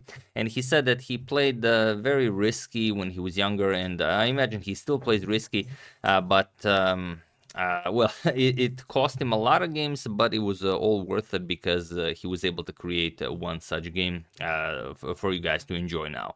So without further ado, let's check it out and let's see what this game is all about. So Olimpiu, with the white pieces, opens with d4. We have f5. Mr. Hoodie guy goes for the Dutch defense. We have e4, immediately striking in the center, also known as the Staunton Gambit. We have f captures on e4, and now knight to c3. Developing a piece while getting ready to capture on e4. We have knight to f6, and now bishop to g5. So white continues development. We have knight to c6, and now dislodging this knight from his natural habitat with d5. And this is nothing new. This has been played before many times. There are over 600 games in the database with this exact same position. So here, knight to e5. This is all theory. And queen to d4 now. A beautiful centralizing move with the queen while attacking black's undefended knight on e5. We have knight to f7. And here, white has a couple of good choices. He could capture on f6. He could develop the knight to defend the bishop on g5. But here, Olimpiu chooses h4. So the bishop is defended, and you don't really have the option of capturing this bishop. So if knight captures, then we just capture back, and this is game over. The knight has to move wherever you move. It doesn't really matter. Let's say bishop e2, and there is no defense against the bishop to h5. You can never play g6. The rook on h8 would hang, so that's pretty much it. So instead, after h4, we have g6 by black, and now Olimpiu castles queenside. So just getting another piece into the game, that is the rook on d1. And here, there are some games in the database where bishop to g7 was played, and this is in fact the best way for black to continue. But here, black completely disregards any opening principles, and he yet again moves the knight. He plays knight to d6, and now the position, suffice to say, has never been reached again, but what does this move do? Here, white has a couple of good options, but Olimpiu continues in the absolute best possible way. So the knight cannot move, the rook on h8 would hang, so h5. So what do you do here? There's no way for black to develop. You really want to play bishop to g7, and you were supposed to play bishop to g7 a few moves ago, and now black plays it, but it doesn't help black because here h6 chases away the bishop back to f8, and you can't really do any discoveries because there is no good jump with the knight. So that doesn't really do anything. So instead, bishop back to f8, and now rook to e1. This is a beautiful attacking move. Even though there are two pawns in front of the black king, you'll see that this move goes a long way. And now it's hard to make a move. You can't really develop anything. You can't move the bishop. This knight cannot move because the rook hangs. You can't play something like e6 because then you've weakened the knight. The knight is attacked twice. So here, black really has no good moves. So here, black could play something like knight to f5, maybe to try and confuse white, but still it doesn't really work. For example, queen e5, and now you could continue harassing the white queen, queen to f4, and now e6, and it seems like black is almost able to, well, I want to say finish development, but it's actually to start development. But here, just bishop to b5 check, and there are no good moves here. For example, bishop defends. We're just gonna trade, captures. Now we capture here, and that's it. Queen captures, knight captures on e4. Everything is now hanging. You can't really move anything. Once the knight moves, it's game over. There are too many pieces on that. On that e file. If you castle queenside or something like that, just bishop captures on f6. It's a free piece. Both of the rooks are under attack. This is unplayable. So even with some sneaky defensive ideas like knight to f5, the position is still really, really terrible. However, black chooses a6. He decides, okay, let's just take away that b5 square from white's pieces. But now comes a very cool move, knight to f3. So like I said, this is a no reverse gear game, offering a piece here. Not really, because you want to open up that e file, but black, once again, for the lack of a better move, decides to capture this knight. It's not a good move, but there are no good moves in this position. So e captures on f3 was played, but now, of course, comes queen captures on f6. The e pawn is pinned, so the queen cannot be captured. We have knight to f7 now, and what do you play here? Well, like Steinitz against Bardeleben, you just free up the d5 square for the knight. Okay, I think Steinitz freed up the d4 square. But still, you sacrifice a pawn to free up the d5 square and bring another attacker into the game. So here, of course, this pawn cannot capture. C captures was played. Now comes knight to d5. And the white pieces are closer and closer to the black king. We have knight captures on g5, eliminating one of the attackers, but here Olympio doesn't capture back or capture the rook here. He just brings another piece into the attack. He plays rook to h4, and now the rook can come to f4 to e4. It all depends on what black plays. So here, black said, all right, I grabbed the piece. He didn't capture back. Maybe I can still do something here. He played rook to g8, got the rook out of harm's way, but now it's actually a forced checkmate in six moves. So feel free to pause the video here and try to find this elusive idea while I give you a couple of seconds.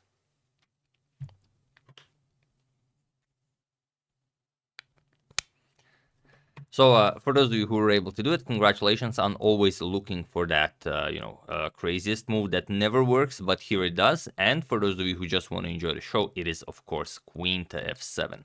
I want to do it in slow motion, but it's only one square, so it's really not possible. But yeah, queen to f7. And now nothing is defending the queen, and it can be captured by both the king and the knight, but nothing works. If the knight captures, then you've just taken away the f7 square from the black king, and knight f6 is a beautiful smothered mate. A nice fork smothered mate, as the pawn cannot capture, and the rook, the rook would the king would be exposed to the rook. So here it would be a nice smothered mate. Of course, black did not capture with the knight. Black captured with the king, but this also doesn't work. That's why the rook is already on h4. The rook lift now comes into motion. Rook to f4 with check. We have king to e8. This is the only move. All of these squares are taken. If you can see, this is covered by the pawn. This is covered by the rook. So you have to go to e8. It is the only move, and now comes the beautiful knight to f6 check. The knight cannot be captured as the e-pawn is yet again pinned. So here, king to f7, and now knight to e4 with check. And again, amazing stuff. Now if the king goes back, now you don't repeat, you go here, knight captures on d6. Again, a beautiful smothered checkmate. The knight cannot be captured, and also the knight covers the f7 square, as well as delivers check on e8. So instead, after knight to e4, king to e6 was played, and now, of course, the finishing move, the hardest move to find, is always with the knight back, knight to c3. A beautiful discovery. This is the only move that wins. You could try some other moves. If you go, for example, knight f6 check, then the knight can block with knight to e4. Then the king can escape, for example, to f7 if such a thing happens. But here, after knight to c3, there is no defense, and it was in this position on move 21 that his opponent, who we know nothing about, hence the Mr. Hoodie Guy photo, resigned the game. as there is only one more move to make. The knight covers d5. The entire f-file is covered by the rook. This is covered by the other rook. So you can only give up the piece once, and then rook captures on e4 will be checkmate. But after knight to c3, Mr. Hudiga resigned, and a beautiful, beautiful victory for Olimpiu Urcan, for everyone to see. So as it was quite a complicated line, I'm going to show it once again after this rook to g8. So queen f7 check, we deliver this beautiful queen sacrifice, king captures, now we go into rook f4 check, king has to go back, now knight f6 check. We make sure our knight is nicely transferred to e4, king f7, now knight to e4 with a discovery, and like we said, if here, then here, so king has to go here, and now knight to c3, and that's it. That's where the game would end, but here is where black resigned the game. So really a spectacular attacking game. I saw it yesterday, and I was like, yeah, let's show it, but I couldn't manage the time yesterday to show you guys this beautiful attacking piece. So I do hope you guys enjoyed it, and that it didn't only improve your day, but maybe even the rest of the week, as I know you're just waiting to show this to everyone, your friends at the bar and the library, and just impress them with your great choice of games. So yeah, that's the game. Hope you guys enjoyed it. I would like to thank William Gould, Mayuresh Modak, Kyle Stevens, Frederick Karaher, and Todd Modisett for contribution to my channel. Thank you a lot. I really appreciate it. As usual, you can check 2 of my previous videos here. Thank you all for watching, and I will see you soon, continuing the coverage of the Morphy saga, checking up on your wonderful suggestions, and whatever else happens in the chess world. So thank you all. I will see you soon, and have an excellent rest of your day. Hello everyone, and welcome to another incredible game that happened yesterday in the Pro Chess League. It is German Grandmaster, or rather German Women Grandmaster Josefine Heinemann versus Hikaru Nakamura. It's quite a brutal game from the opening choice that Hikaru goes for to the devastating attack that he unleashes, and then the game is settled by one piece. I'm not going to say which piece because it's going to spoil the pause the video moment, but what a magnificent piece it is. Now let's check out the game. Josefine has the white pieces, and she opens with pawn to e4. We have d6, d4, and Hikaru goes for f5. He shifts over to the Dutch defense, the Staunton Balog defense. We have e captures on f5, bishop captures, and now bishop to d3, challenging Hikaru's bishop on f5, queen to d7, defending, and now knight to f3. Josefine continues development, knight to f6, and now she trades on f5. Bishop captures, queen captures, and she just castles to safety. We have knight to c6 going after the d4 pawn, c3, and now pawn to e5. There is one game where castles was played, but here Hikaru plays e5, and it is now as of move 8 that we have a completely new game. And there are 2 ways to go about this position. One is to just grab more space in the center with d5, let's say d5, knight e7, c4, and then you maybe look for some chances on the queen side. Or the other one, what Josefine chose, and that is d captures on e5, opening up the center. Makes sense, Hikaru's king is still in the center of the board. D captures on e5, and now rook to e1, putting pressure on that e5 pawn. Bishop to d6, now preparing to castle queenside, and pawn to h3, taking away the g4 square from black's pieces. Hikaru castles queenside now. The queen should move as well. If this bishop moves somewhere, it could be very dangerous. For the moment, doesn't have all that many great squares, but still she moves the queen to e2, maybe shifting the knight to h4, chasing away the queen. Maybe if you could get your queen to this diagonal, also could be playable. But she goes queen to e2, and this gives Hikaru an excellent opportunity to advance his pawn to e4, which opens up this diagonal and frees up the e5 square for his knight. And okay, knight to h2, and now knight to e5, and Hikaru can be extremely happy with his position. We have bishop to e3, and now the knight even comes to d3, putting pressure on the rook and putting constant pressure on that f2 pawn. So rook to d1, getting the rook out of harm's way, and now pawn to h5. Hikaru is now ready to push g5, g4, and bust open the white king's position. She has to figure out how to continue the game, how to develop the pieces. She goes knight to a3. Now she wants to shift the knight to c2, maybe to d4, and the cleanest way to play this would be to just eliminate this knight, which looks kind of odd because you give up the very strong bishop here and you give white the semi-open b file, but you will get your rook to g6, attack the white king, and everything will be fine. However, he decided to go for g5, and this makes the game a lot more interesting. Now the knight comes to c4, attacks the bishop on d6, and Hikaru trades. Bishop captures on h2, king captures on h2, and g4. ready to open up the position. She prevents it. She plays pawn to h4, and now knight to d5, getting the other knight into the action. King back to g1, helping out with the defense of the f2 pawn. And now Hikaru played pawn to a6, which is rather weird. I have no idea what it does, but okay, it gives the king some breathing room. Maybe if you are forced here, and maybe it takes away the b5 square from some future white pieces, but I have no idea. Maybe he just wants to save the a7 pawn. I don't know the idea behind the move, but putting more pressure on the f-file would be the way to go. But Hikaru played a6, and now rook to d2, adds another defender to the f2 pawn, prepares to double up on the d-file.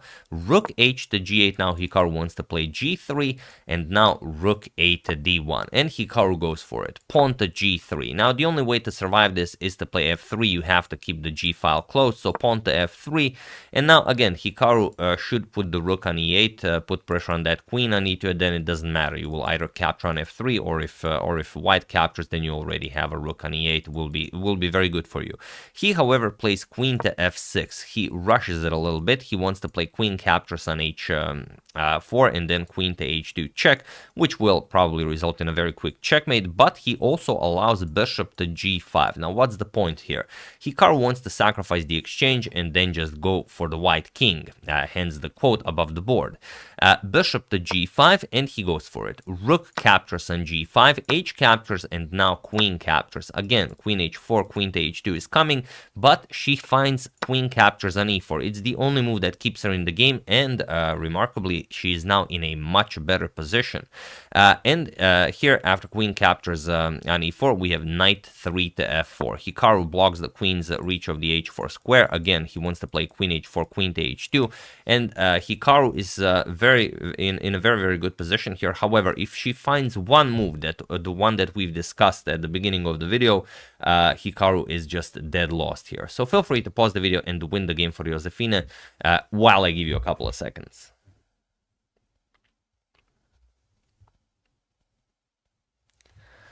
So for those of you who were able to do it, congratulations on spotting this beautiful move. And for those of you who just want to enjoy the show, it is knight to e3, the only move that saves the game. And now this spectacular steed is coming to f1, and from f1 the knight will be covering the h2 square. And without the queen having access to that h2 square, Hikaru has no attack. Of course, it's impossible to trade here, because then just rook captures on the 8 wins the game, and there is no move for Hikaru here. He still continues queen h4, but now just knight to f1, and look at this annoying knight here, just I believe completely annoying Hikaru here.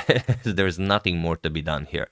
He plays c6 now. Okay, the knight is really well placed on d5, but of course c4 is coming. She plays pawn to c4, and now Hikaru has to start giving up material. He tries rook to d7. He wants to play rook e7 and maybe get something with the knight to e2 check, but the material is just material. So c captures on d5, rook to e7 attacks the queen, queen f5 check, king to b8, and now d captures on c6. We have knight to e2 with check.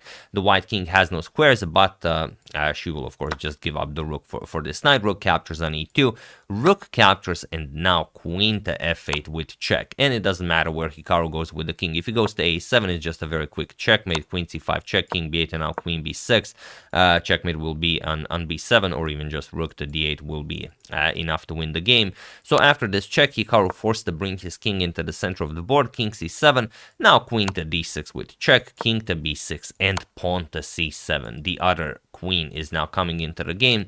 King to a7, she played c8 queen, and it was in this position on move 37 that Hikaru Nakamura resigned the game, and a spectacular victory for the much lower rated player Josefina Heinemann, who takes down the one and only Hikaru Nakamura.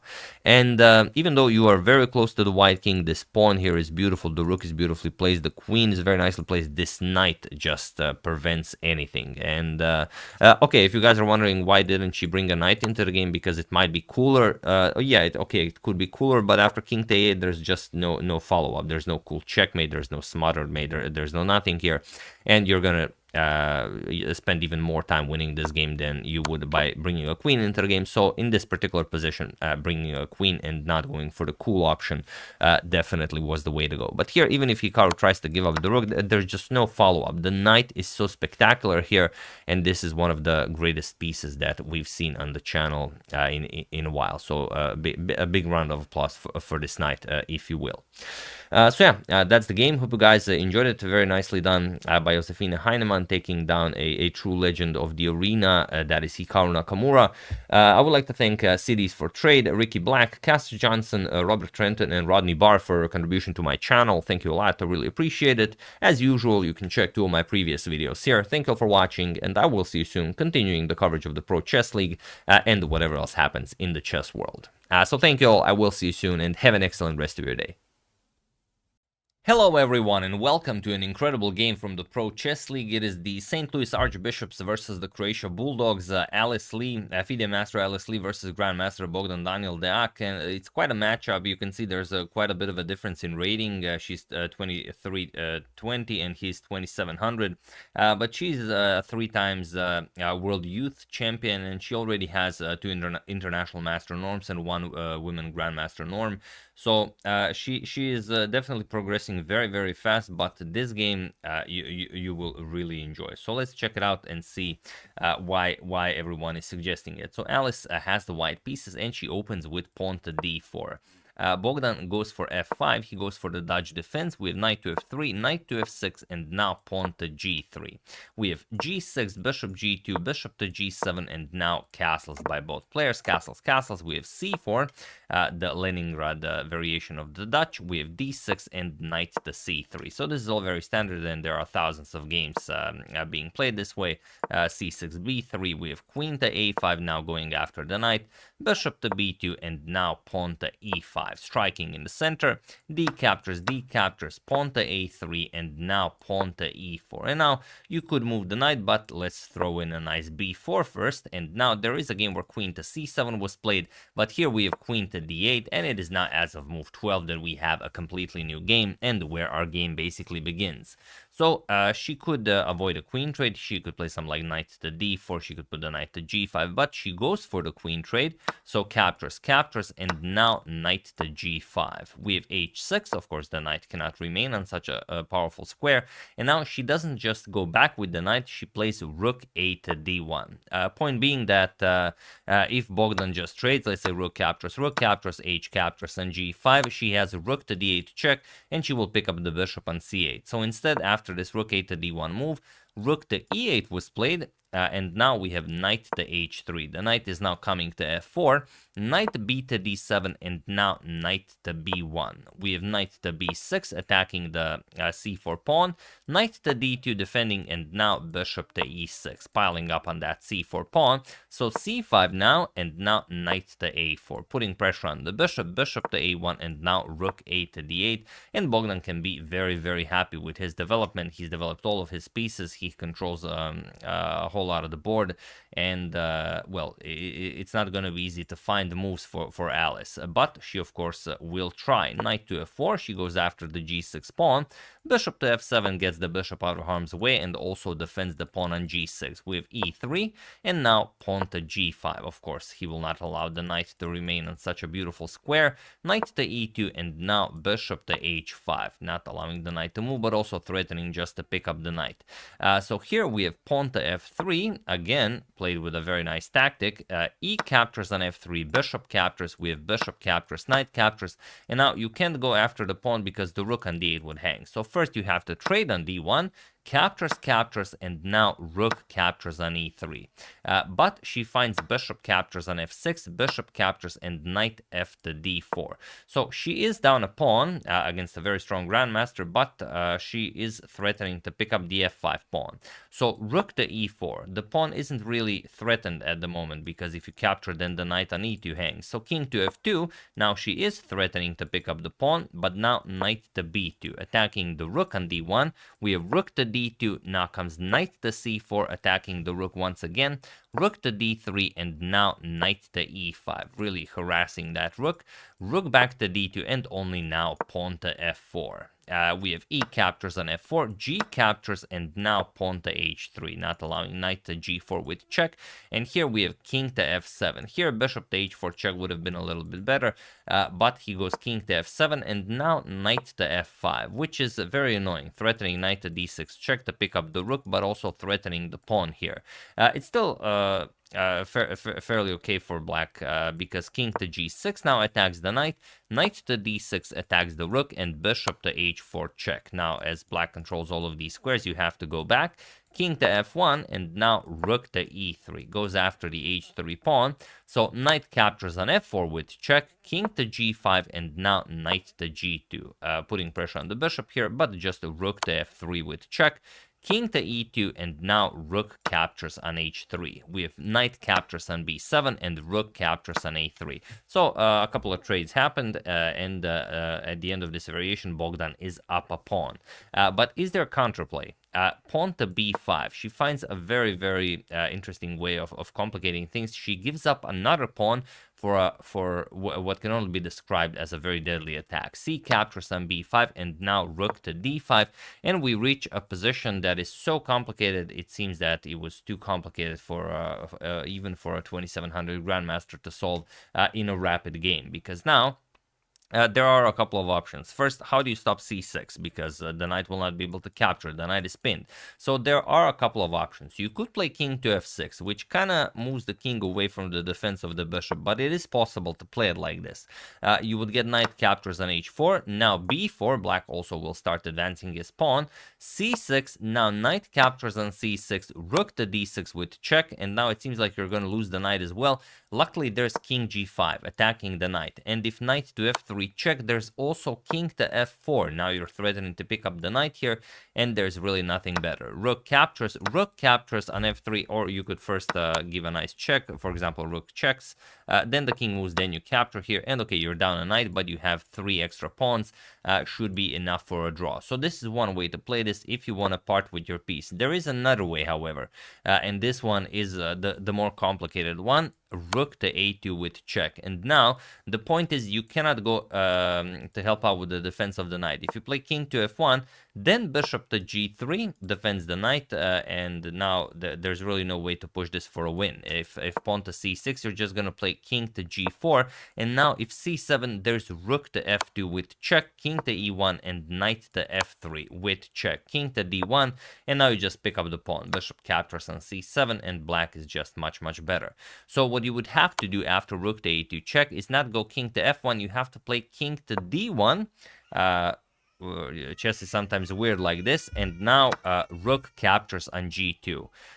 Pawn to c6 now advances the passed pawn, and now king to f4. We have pawn to c7, and now rook to g1 with check. We have king to c2, and now rook to g2 with check, king to b3, and now there's nothing to be done here. You have to settle for a draw. You could try something like rook to g3 with check, but also knight to c4 is very nice, because this is now impossible. If you go for the queen, then you get rook to b2 with check, and you will win back the white queen. Let's say king to c3, you play b4 with check, and now either you capture the knight and then rook to c2 check picks up the queen, or you move king to d3, and now rook to d2 check forces the capture of the knight. King captures on c4, rook c2 check, king captures, and now you pick up the queen, and you are up 2 pawns. Chances are you are winning this game. So very complicated, but in order to play this, you have to find rook to a2 check, or at least this king to f6 move, which gives up the bishop on h4. But in the game, bishop to g3 was played, and now it's much different. She plays pawn to c6, and now the only way to play this is to find king to g6, and it's not an easy move to find. Now the point is, if pawn to c7, you have rook to a2 with check, and after king to d1, you have rook to a1 with check, and after king to c2, you have knight to d3. Look at this move. Who finds such a move? And now either you're capturing the pawn, or there's a rook to c1 check capturing the pawn. Doesn't matter. Even if you bring a queen into the game, still just rook to c1 check. You give up the knight, and then rook captures queen, and it's a draw. But Bogdan didn't find king to g6. He played rook to c3, which makes perfect sense. He just puts the rook behind the passed pawn. That's how chess is played. When we start playing, this is what they teach us. But now she is completely winning. So feel free to pause the video and try to find this, the only winning idea to win this game, while I give you a couple of seconds.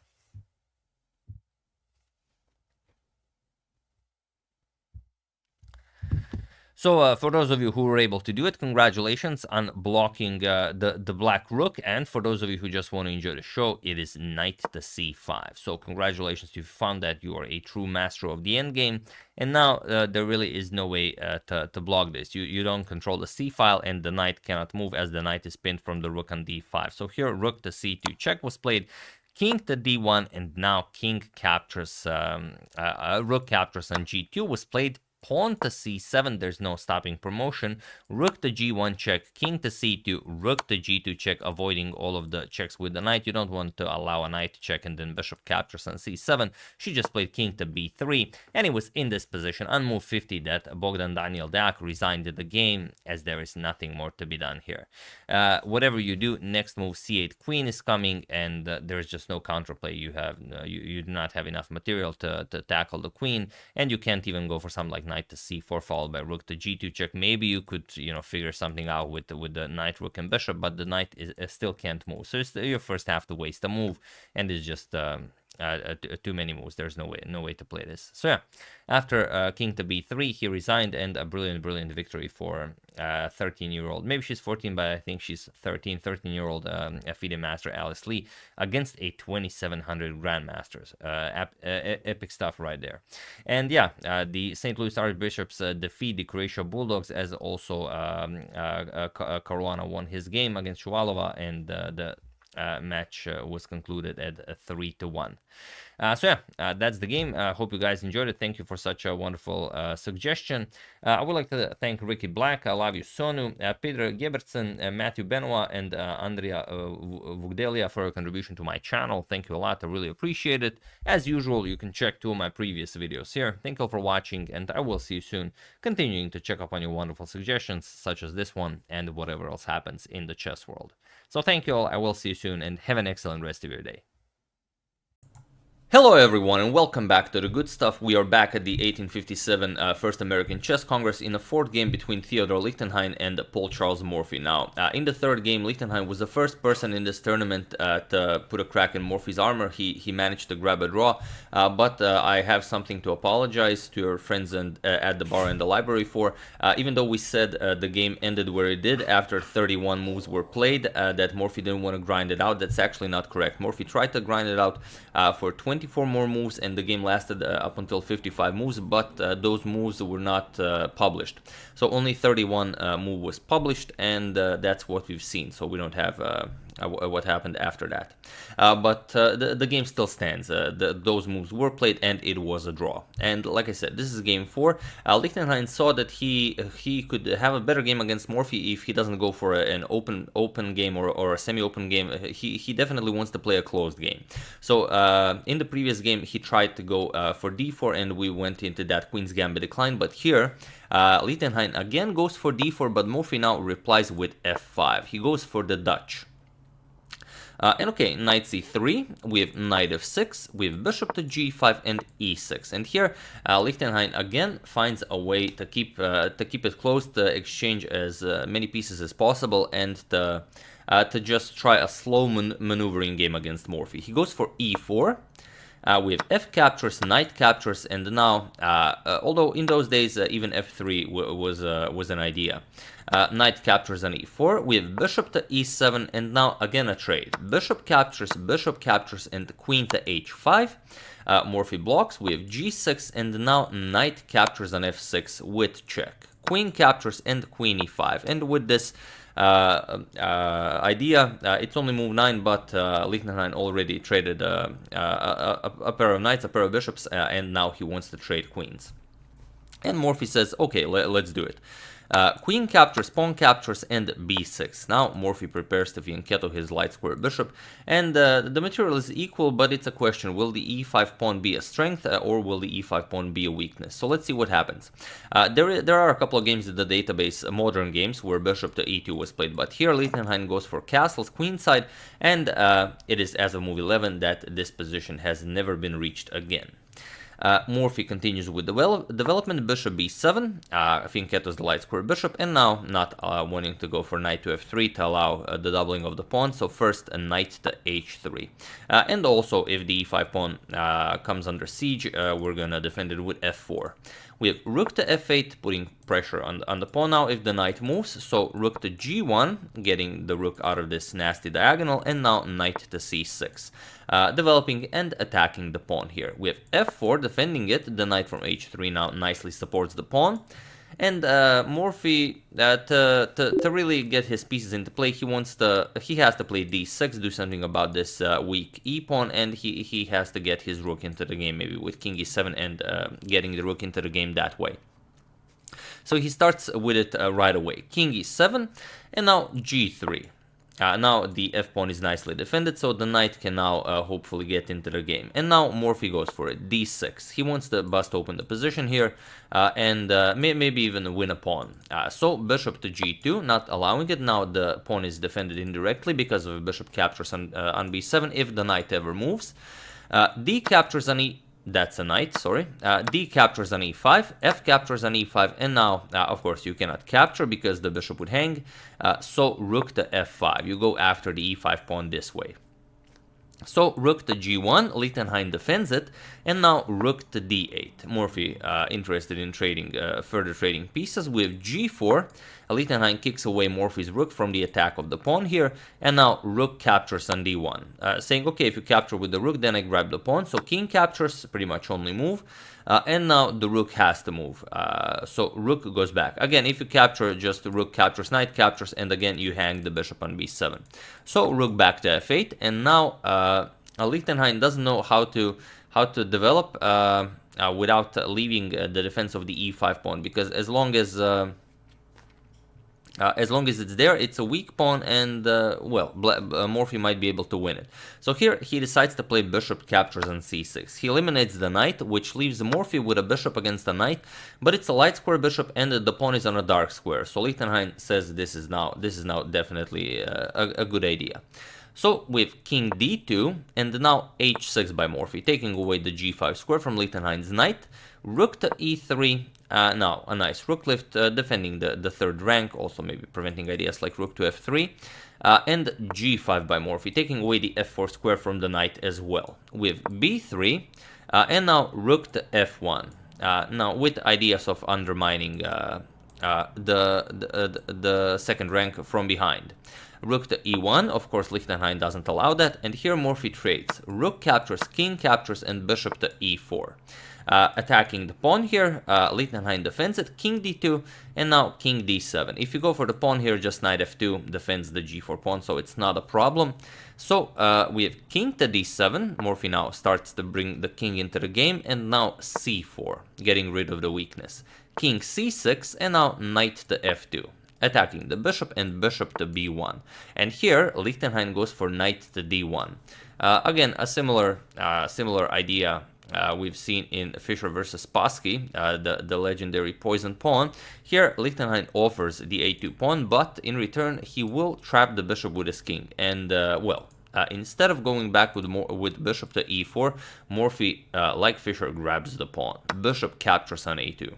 And okay, Lichtenstein says, okay, king c2, we're gonna grab that bishop with king c5 by Morphy, and now knight to c3, going after the bishop. So you can't do anything about it. You pick up yet another pawn. So bishop captures on b3, king captures, and now c6, taking away these two squares from Lichtenstein's knight. And here, knight to e2, remaneuvering the knight. But it is also that on move 34, we do not have the rest of the game. Now, the score shows that Morphy won this game, and indeed, he won the match after winning this game. But it's hard to know. It's hard to even consider how this game went on. Now I will show maybe a way of how the game could have continued, but for black to actually win this, white definitely needed to make a serious blunder, because like in the previous game, Morphy tried to grind it out, but Lichtenstein defended properly. But here it says that Lichtenstein lost, and he definitely blundered somewhere, because he's up a knight. Okay, Morphy's up 2 pawns, but a knight is a knight, as Tai once said. But what could have happened here is something like b5. Morphy would definitely want to create 2 connected pass pawns on the queen side. Let's say captures, knight to c3 back, and now a5. And it's those 2 pawns are extremely strong, and at some point black will have to give up the knight. For example, if you try something like h3, a4 with check, king a3, king c4, kicking away the knight, knight to e2, and now king d5. You want to go back after the pawn, and now we would either see a repetition, knight c3, king back to c4, or we would go into maybe a further game with king captures, knight captures here, and now you go after these pawns, and also you might consider pushing this pawn, but this pawn. But whatever you choose, it's very hard to imagine that Lichtenstein lost the game. For example, knight c3, e5, you're gonna grab the pawn, you're gonna go e4, king b4, white of course wants to get back into the game, e3, king c4, king g3, now you go after the pawns, now knight e4 check, king f4, and now after king d3, for example, if the king now finally arrives, e2, you force the king to capture, because you get a queen into the game. So after captures, it's a drawn endgame. King f2, king f4, king g2, king e3. Let's say king g3. You again grab a position. King e2, king g2, king e3, king g3, and so on. So yeah, that's one of the possibilities after this knight to e2. But something like b5 and creating 2 pass pawns on the queen side, probably what happened. But it's hard to say. But yeah, Morphy wins the 3rd match in the first American Chess Congress. So against Thompson 3-0, against Meek 3-0, and now against Theodor Lichtenstein 3.5-1/2, which is much better than the others. And Paulsen also defeated his opponent Rafael with I believe with the same score, 3.5-1/2. He also got 1 draw against Paulsen. And I would just like to, now we're continuing with the finals of the first American Chess Congress, Paul Morphy versus Louis Paulsen, and I would just like to read to you a small part from Lawson's book to create a little bit of a hype for the finals, if you don't mind. So he says, on October 26th, both Morphy and Paulsen won the 3rd games of their respective opponents, and so advanced to the final test for the first prize. Now, the 2 most formidable players of the Congress were to face each other. Paulsen and Morphy were in most striking contrast, physically, mentally, and temperamentally. Paulsen was a blonde Nordic, large in frame, cautious and phlegmatic. Morphy dark-haired and dark-eyed, short in stature, and quick in reactions, combinations, and play. But they were much alike in modesty and courtesy, and each had stirred the Congress to heights of enthusiasm and expectation.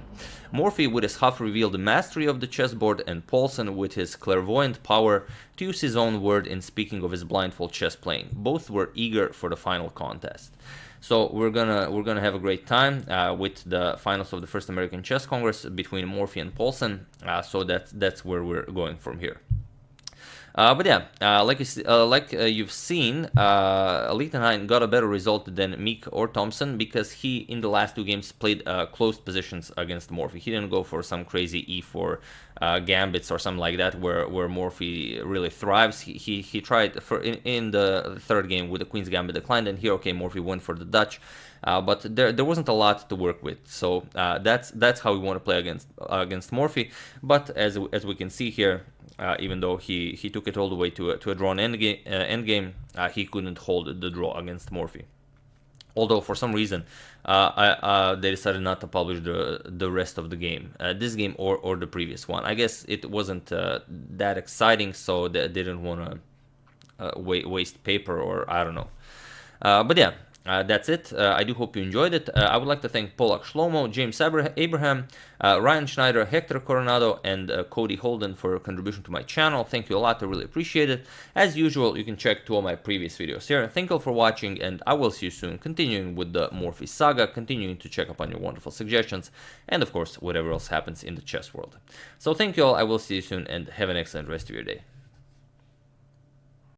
Hello everyone and welcome to a fun game from 1985. It was a simultaneous exhibition in Hamburg, Germany, and Garry Kasparov, a world champion at the time, he just became the world champion, faced 32 microcomputers. So he did not play against people, he played against 32 computers, which would be unimaginable today. Even if Magnus Carlsen were to play against 32 computers of the top strength that is available today, as that's what Kasparov faced in 1985, he would lose all 32 games. Like maybe if, okay, he plays one-on-one against a supercomputer and then he has a really good day, and then maybe computer goes into some line that's a very well-known draw, maybe he gets a draw. But other than that, he would definitely lose, especially if he held a simul against 32 computers.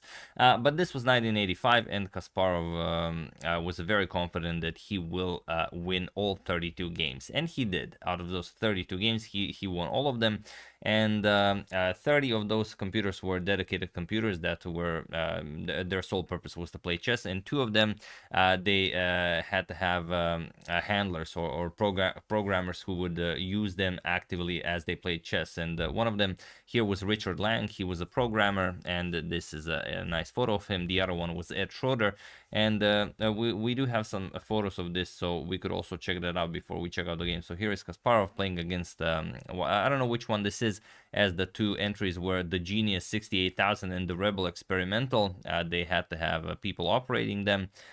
So here's Kasparov playing against one of them, and also here's a nice, even in color photo of one of the positions in the board, where Kasparov is, I believe, getting ready to gobble up that queen on g7, as of course he was white. Some of you might not notice when you're holding a simultaneous exhibition. Custom is that you have white on all boards.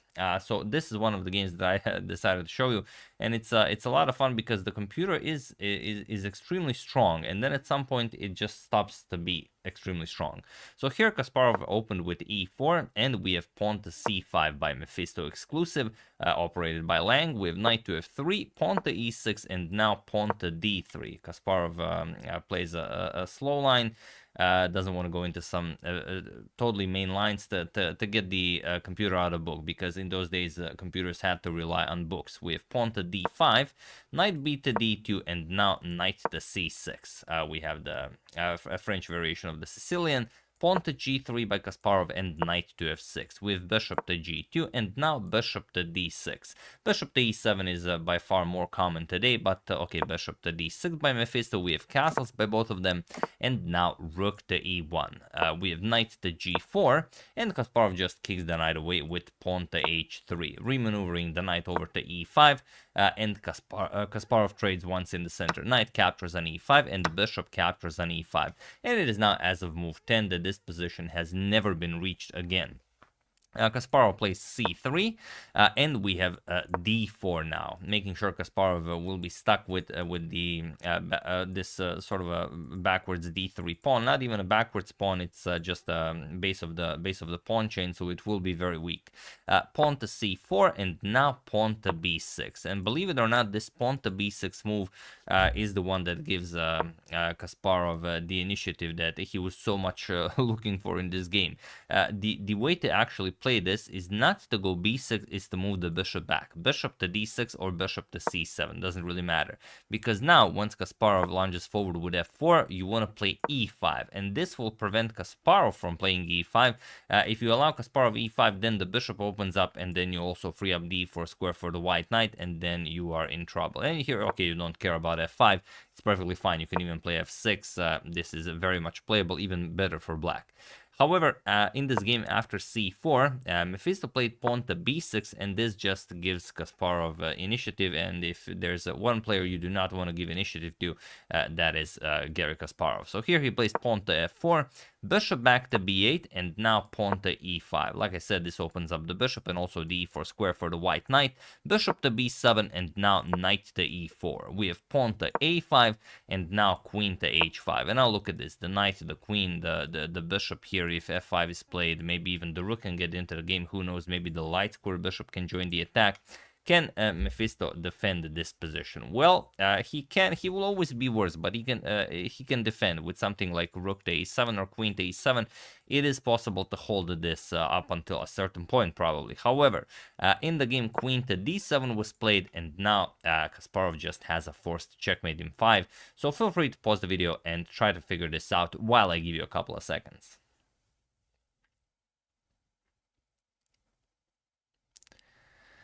So for those of you who were able to do it, congratulations on solving this fairly simple puzzle. And for those of you who just want to enjoy the show, it is knight to f6 with check. And now you have to capture, otherwise you will not just lose the queen, but also just get checkmated on h7. So it's, both is fine, checkmate is better. G captures on f6, and now E captures on f6. And now the threat is queen g5 check, followed by queen to g7 checkmate. So of course Mephisto plays king to h8. Now if you play queen g5, then rook to g8 can be played. But now Kasparov just plays bishop to e4, and now there is no defense against queen captures on h7.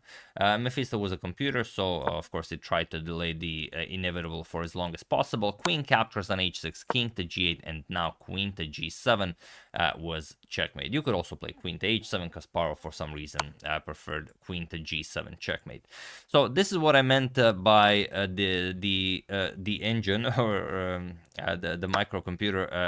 Up until this point, played a very solid game. Okay, like I said, bishop to e7 is considered stronger than bishop to d6, but even here, this c3, d4, c4, and now b6 just doesn't work. But if you just go back like a modern engine would, or even any stronger club player would, because you know that you can't allow f4 e5. Once you realize f4 e5 is such a huge threat, you know that you have to stop e5 at any cost, and you know that you will do that by just moving the bishop and playing e5, pretty much whatever white plays on the next move. But yeah, obviously this was too much for the engines of the era. And I mean, it's not that Mephisto was a bad program or anything. Mephisto was the top chess playing engine for the next 5 years, from 1985, I believe, to 1990. It won all 5 computer chess championships. So it was the best the world had to offer, because Richard Lang, for one, was such a great programmer. But facing someone like Kasparov, you can see that it very quickly crumbled. Basically, it got a terrible position by move 16, and that's unimaginable, in today's terms. Here, like I said, if like maybe on a really good day, if Magnus played against an engine, he could get a draw. But it would be inconceivable for anyone to beat an engine. I could be wrong, maybe someone will prove us otherwise, but I just don't see it happening. I hope it happens, I just don't see it happening. So yeah, that's the game and a bit of a backstory. So hope you enjoyed that. Maybe if some of you do have a Mephisto, tell me if this is about the strength that it could produce, as I'm sure some of you have it. I would like to thank I Love You Sonu, Peter Gebertsen, Matthew Benoit, Andrea Vugdelia, and Frank Pluy for a contribution to my channel. Thank you a lot, I really appreciate it. As usual, you can check 2 of my previous videos here. Thank you all for watching, and I will see you soon. Continuing to check up on your wonderful suggestions and whatever else happens in the chess world. So thank you all, I will see you soon, and have an excellent rest of your day. Hello everyone, and welcome back to the coverage of the Magnus Invitational. We are continuing the match Fabiano Caruana versus Maxime Vachier-Lagrave, and this is game 3. Game 1, as you know, was won by Fabi. Game 2 was a draw, and now we are at game 3. So in game 1, on Fabi's d4, Maxime replied with that Slav defense that we've enjoyed. But here, Maxime decides that it's time to go back to playing some normal openings with black, or maybe not. So on Fabi's d4, Maxime goes for f5. He goes for the Dutch defense. And okay, it does seem that Maxime came to the tournament to have some fun. We have g3, and now knight to f6. We have bishop to g2 and the g6 now. Knight to f3, we have bishop to g7, and Fabi just castles. Maxime also castles, and c4, and we have the setup of the Leningrad Dutch defense. We have d6 by Maxim and knight to c3 now. We have c6 and now comes d5. So Fabi grabs more space in the center. We have e5 by Maxim, trying to get a closed center, but we have d captures on e6 en passant. So we have bishop captures on e6 and now b3, preparing to fianchetto the dark square bishop to oppose black's dark square bishop. We have knight to a6 by Maxim and bishop to b2.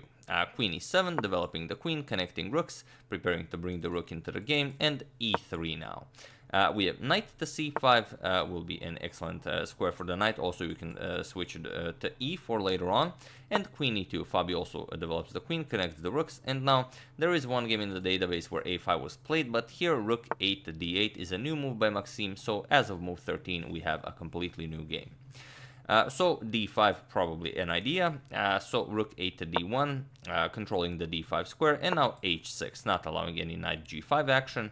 And queen back to c2 now, preparing to shift the knight over to e2, from where it can go to f4 and d4. Bishop to f7 opens up the queen, and now comes knight to e2 as planned. We have knight c to e4 now, and knight to d2 now, trying to get rid of the knight from e4, but Maxim goes back, knight to c5. We have knight back to f3 by Fabi, and rook f to e8 with more control of the e4 square. We have knight e to d4, and now comes knight c back to e4. So a lot of horsing around here.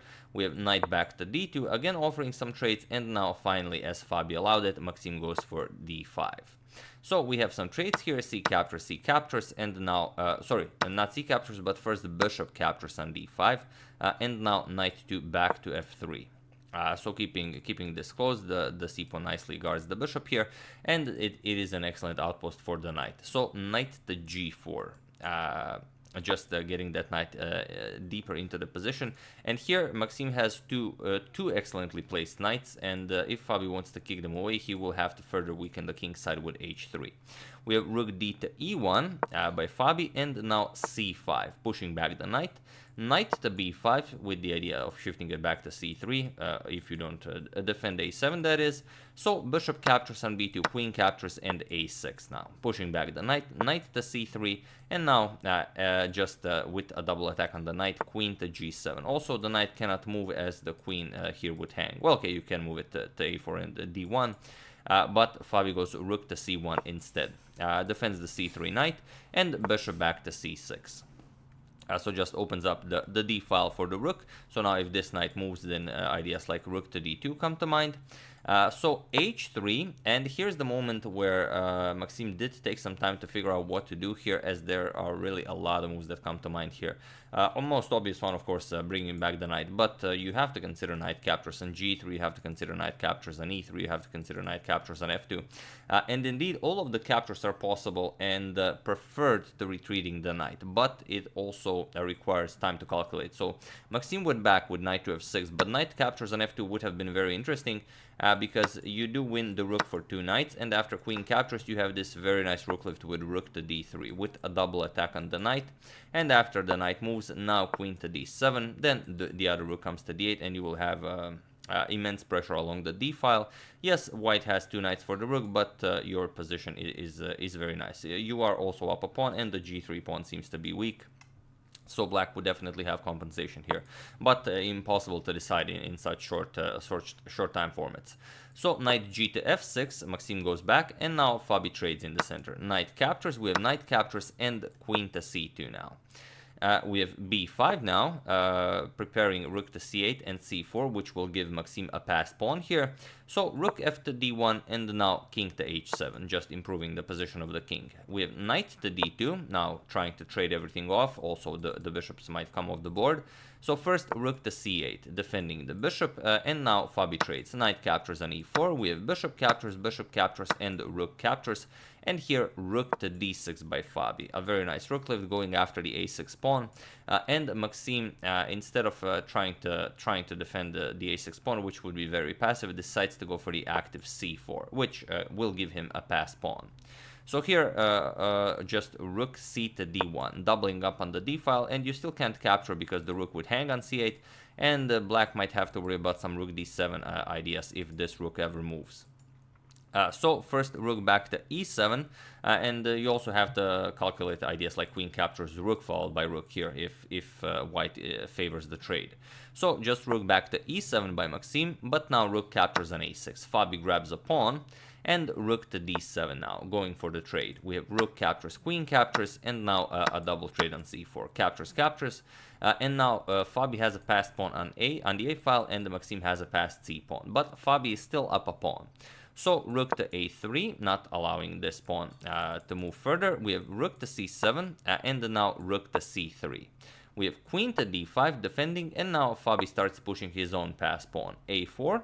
We have h5 by Maxime, and now a5. Fabi further starts pushing the pawn.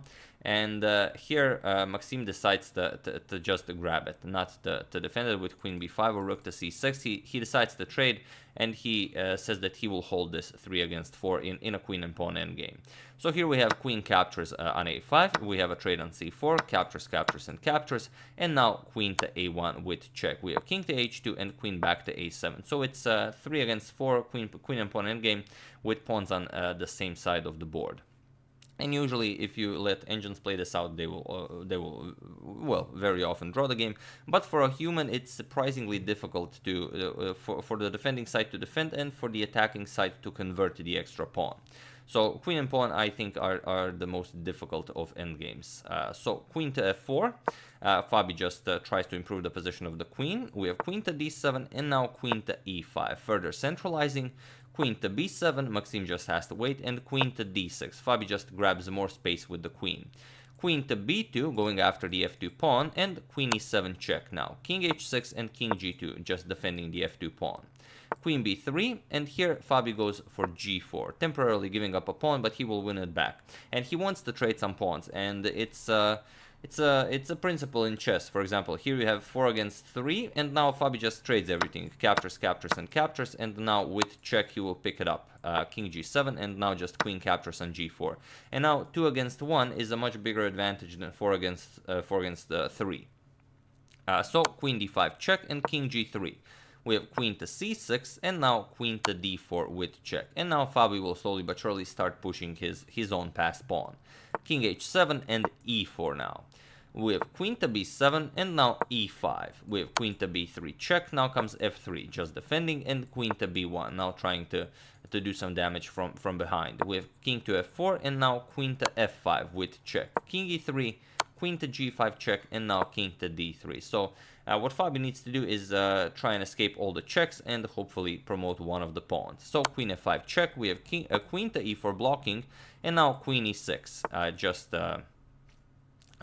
blocking this pawn, and now king back to e3. We have king to g7, and now king to f4, as the f5 square is nicely defended now. Queen to f7 check, and king back to g3. We have queen to b3, not allowing f4, and queen to d4 now, preparing to push the pawn with check. So queen to e6 blocking, and queen to d6 now by white, offering a queen trade. So Maxime, of course, declines. You cannot trade queens here. Queen to e7 with check. Now comes king to g8 and the queen to d8 with check. That's not a d8. Queen to d8 with check. King to g7 and now queen to c7 with check. King g8 and now queen to c4 with check again.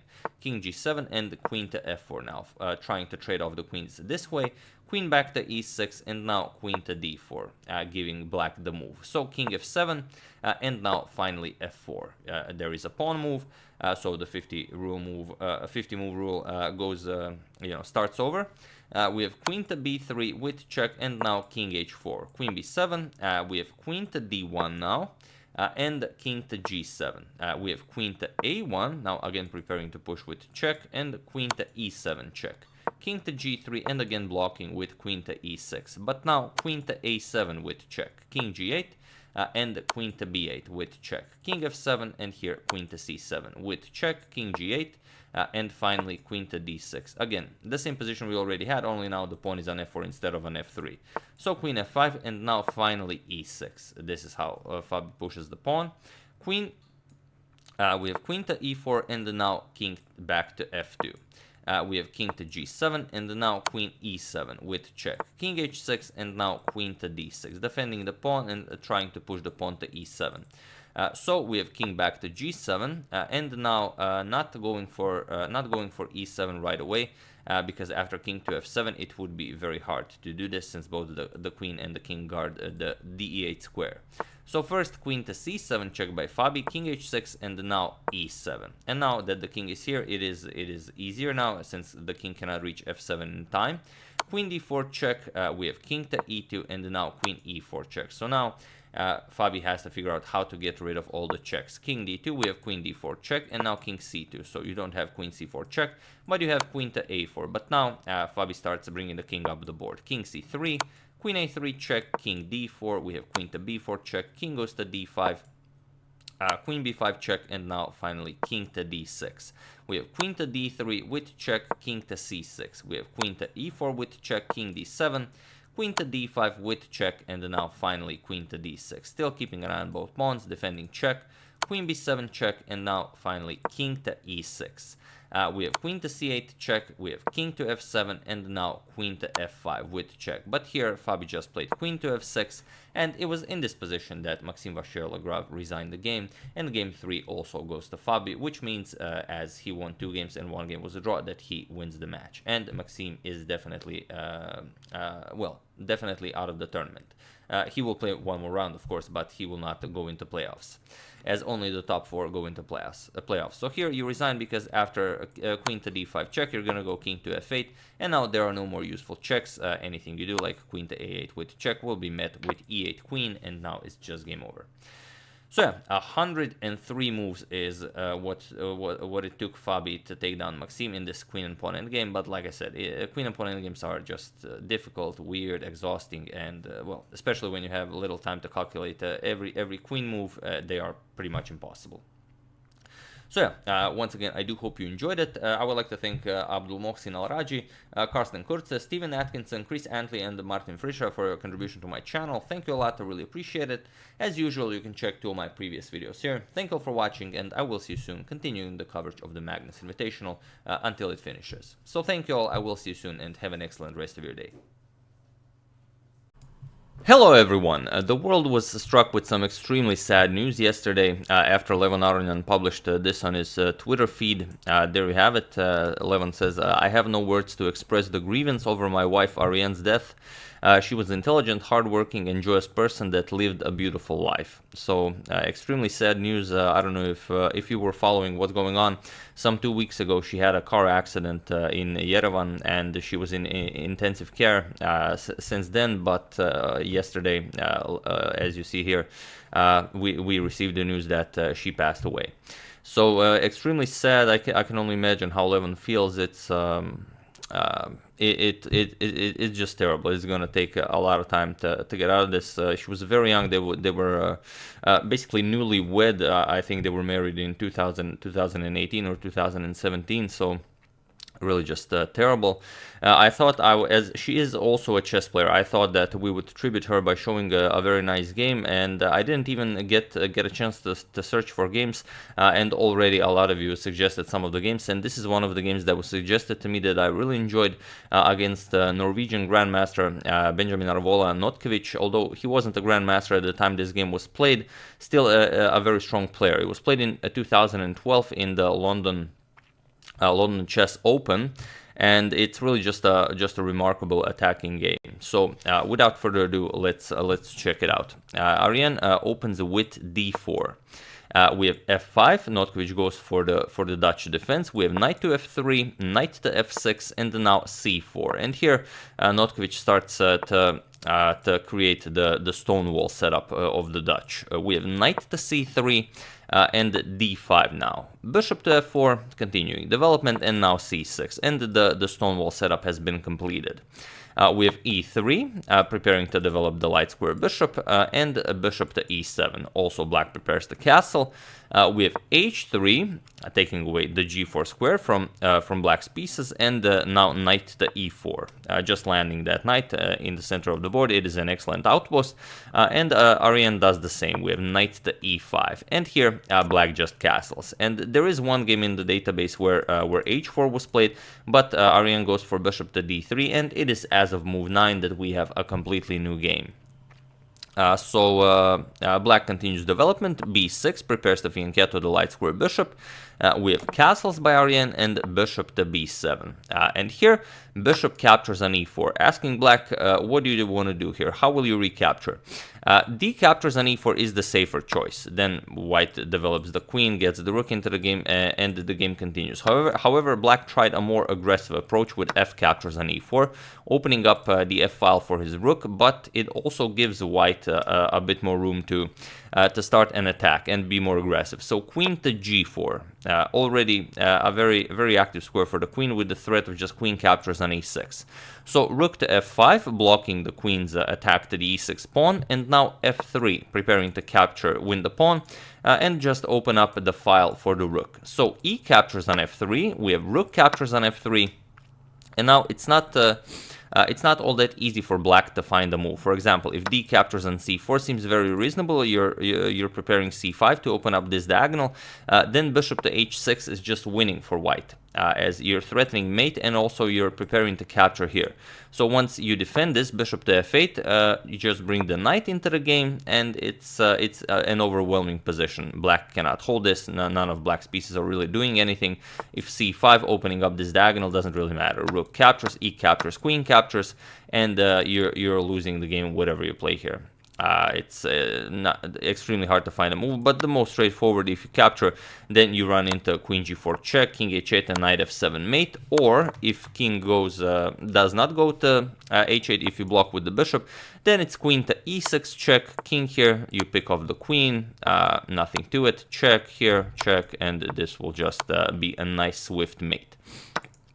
So after rook captures on f3, you don't really have the option of a slow move. You have to bring more defenders into the game. Knight to d7. Here, Notkovic says that the same idea of bishop to h6 no longer applies, because at the end of that line, for example, bishop to f8, let's say you bring a knight into the game or something, but you don't have the option of having anything like this, because the knight just grabs the knight, and if anything, it will be Black who's better. So instead, after rook captures on f3, we have knight to d7, like we said, and now rook to g3, already threatening mate on g7. Bishop to f8, blocking, and now knight captures on d7, freeing the e5 square for the bishop, so you will be able to bring another piece into the attack. Queen captures and bishop to e5 check. And so as, okay, the g7 square is defended 3 times, so Black has some time to start developing, so he goes c5. He wants to open up this bishop's diagonal. The problem is, with this move, c captures on d5, now he has to decide how he's going to recapture. Of course, he doesn't want to capture with the bishop, so he captures with the pawn. But the problem is now the queen is undefended, and now rook to f3, and you cannot capture because you hang the queen. So rook to f7, now opening up a discovery on the queen, and also the rook is now defending the queen, but now not trading, but instead rook captures on f7, saying that if you capture my queen now, I first grab your bishop with check and only then pick up the queen, and at the end of this line I'm just up a whole piece.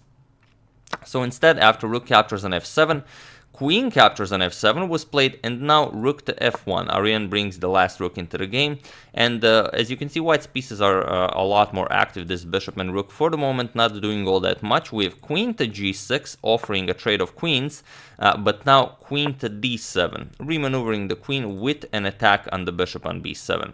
Bishop to c6, attacking the queen, and the queen to c7 now. And now finally Black has a moment to catch his breath. So rook to e8, preparing to kick away the queen away from the board with rook to e7. But now another excellent attacking idea, rook to f3, saying that, okay, this rook can now come to g3, and then we add even more pieces to the attack, and also you can't move the queen away from the defense of the f7 square. So here there are a lot of things you can try, but for example, rook to e7 is not one of them, because rook to e7 now runs into just rook captures on f8 with check, king captures, and bishop d6, just threatening to win more material. This is now this is going to fall, and this is going to fall. So queen e6, you have to defend the rook, just captures here, and again you have two pieces for a rook, but at any point you can just pick off that rook, and then you're just going to be up a piece. So easy game. So after rook to f3, Notkovic played b5 instead. He says, okay, I'm defending g7 several times, so it's not a problem. I want to continue pushing with b4, c4, and so on. But this only helps white, as a white, the knight is basically the only piece that's not included in the attack. So here, knight to e2. As a great person once said, the hardest move to find is with the knight back. So knight to e2, preparing to bring the knight into the game with knight f4. But black continues pushing, c4. He wants to go b4, c3, and create a passed pawn. However, knight to f4 now comes with an attack on the queen. Okay, queen h6, nothing really happening here. The e6 square is covered twice by the queen and by the rook. However, here comes knight to h5, and we reach the position from the thumbnail. Well, almost. Here, the problem is if you capture the knight with the queen captures here, now you run into rook captures on f8, and now it doesn't matter. Queen captures or king, rook captures or king captures, queen captures, and g7 will be mate. So the knight is off limits here. You cannot capture it. So rook to e7 was played, and now we reach the position from the thumbnail where both the queen is under attack and the knight here. And now it's your move. Feel free to pause the video and finish this brilliant attacking game while I give you a couple of seconds. So for those of you who were able to do it, congratulations on finishing this spectacular attack. And for those of you who just want to enjoy the show, it's not rook captures on f8 as if you were thinking about that move again, because here after king captures you don't have bishop to d6, because now queen captures on e3 comes with check. You also defend this, and after the king moves, now you move the bishop, and you no longer white no longer wins a piece here. So here nothing really happens. You've defended successfully. At some point you might try something like knight captures on g7, but black will just ignore you. Bishop g6, and you don't really have a better move other than trading here, and you just trade down into, well, not right away, obviously. First we're gonna get the knight out of the way, check, king moves, and now we capture it. Captures, knight c7, b4, and so on. But it's black who's definitely better here. However, if after rook to e7 you found the immediate bishop to d6, then congratulations, you have found the truth behind the position. Point is, the game can easily be surrendered here, as if the queen is captured, then just rook captures on f8 is mate. So you have to try something else, but there is nothing else. Even if you try something like queen captures on e3 to get the rook away from f8, captures, still after bishop captures here, again, you're just up a full rook, completely unplayable. So instead, after bishop to d6, Notkovic tried one more idea, queen to e6, but now, yes, you've defended the rook, but now the problem is just bishop captures on e7, and this is what Ariane played, and it was in this position that Benjamin Arvola Notkovic resigned the game, as there is nothing more to be done here. Point is, if you capture with the queen, you lose the bishop, so that's pretty much self-explanatory. White is just up a whole rook, and if you don't, if you capture with the bishop, well, then you run into queen b8 check, and there's no good defense. However you defend, you either get mated or you lose material. Your only defense is bishop to d8, which frees the e8 square for the queen, but still just queen captures, and after queen e8 you can just capture, and go back, and you are again up a whole rook, completely winning. So yeah, after bishop captures on e7, Notkovic resigned, and this beautiful game was created. It's just a shame that the game was not resigned after bishop to d6, just to have a greater ending position. But okay, sometimes you have to try queen e6 and then just captures, and that was it. So that's the game. Really impressive game by Ariane, who is she has in chess. She has a title of women's international master. So also enjoyed chess very much. She spoke several languages fluently, and she was studying up for her PhD in Russian foreign Russian policy. So really a lot of hobbies, a lot of interests, and it's just a shame at 33 years of age, so young, to go with a car accident. So like I said, I will put a link to Lemon's tweet in the description below. It will be the first thing you will see, so in case you want to extend your condolences.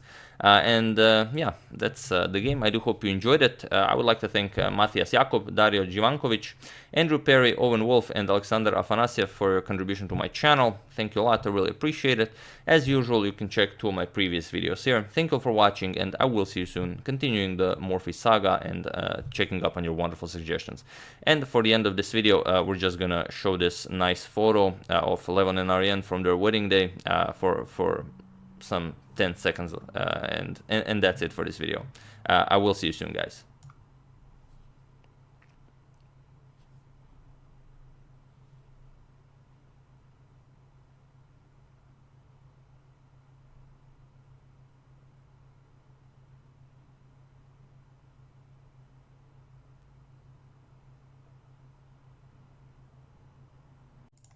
Hello everyone and welcome to another very nice game from the 22nd European Team Championship being played in Batumi, Georgia. It's a game from round 1 and here Ukraine faces Switzerland. On board 1 for Switzerland it's Sebastian Bogna, who was playing for Germany until 2013. Then he transferred and now he's playing for Switzerland. And of course board 1 for Ukraine, none other than Big Chucky Vasily Ivanchuk.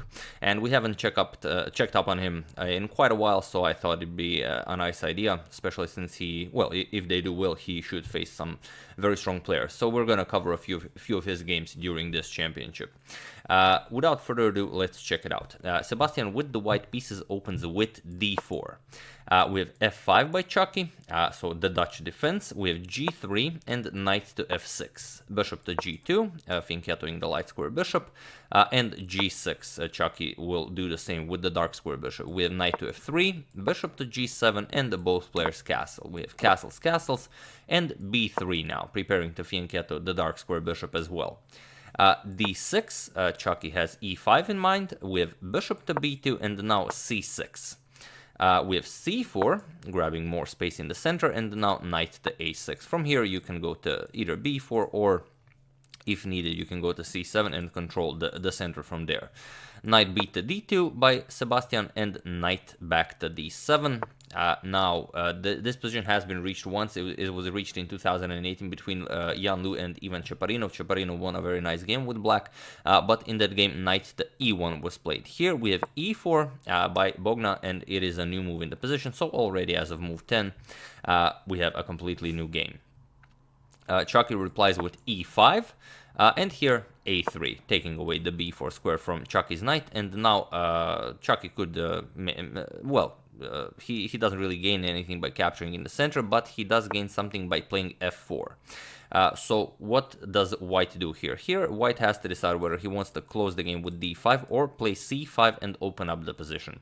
So here Bogner decides to go for c5 with d captures on c5 by Chucky, and now d captures on e5. So now white has doubled e pawns and black has doubled c pawns, and Chucky goes knight to b6 now, preparing to bring the bishop into the game. We have queen to c2. Now connecting rooks, preparing to bring the other rook into the game, and queen to e7, putting pressure on the e5 pawn. We have g captures on f4, rook captures on f4, and now knight to e1. Now preparing to bring the knight over to d3 to kick away the rook away from the nice f4 square. But Chucky has everything planned out. He goes knight to c7, of course a move with the knight back. We have knight to d3, and here Chucky goes knight to e6. He says you can have my rook here, it's not a problem. And if the rook is captured, it's very interesting what Chucky had in mind. After knight captures on f4, you have some ideas here of queen getting to g5. You would have some nasty threats on the king side, and white can play this position. He has to play king to h1, and then the game continues, but it's just not, it does look ugly. Black will play bishop e6, continue developing. Rook g1, queen to h4, attacking f2, and it's it doesn't look nice for white. So instead, of course, Bogna did not go for the rook. He played a4, he prepared a5, he wants to kick away the knight from there with a5, and now rook a to c1. Just continuing development, putting pressure on the c5 pawn. Now there's a triple attack on the c5 pawn.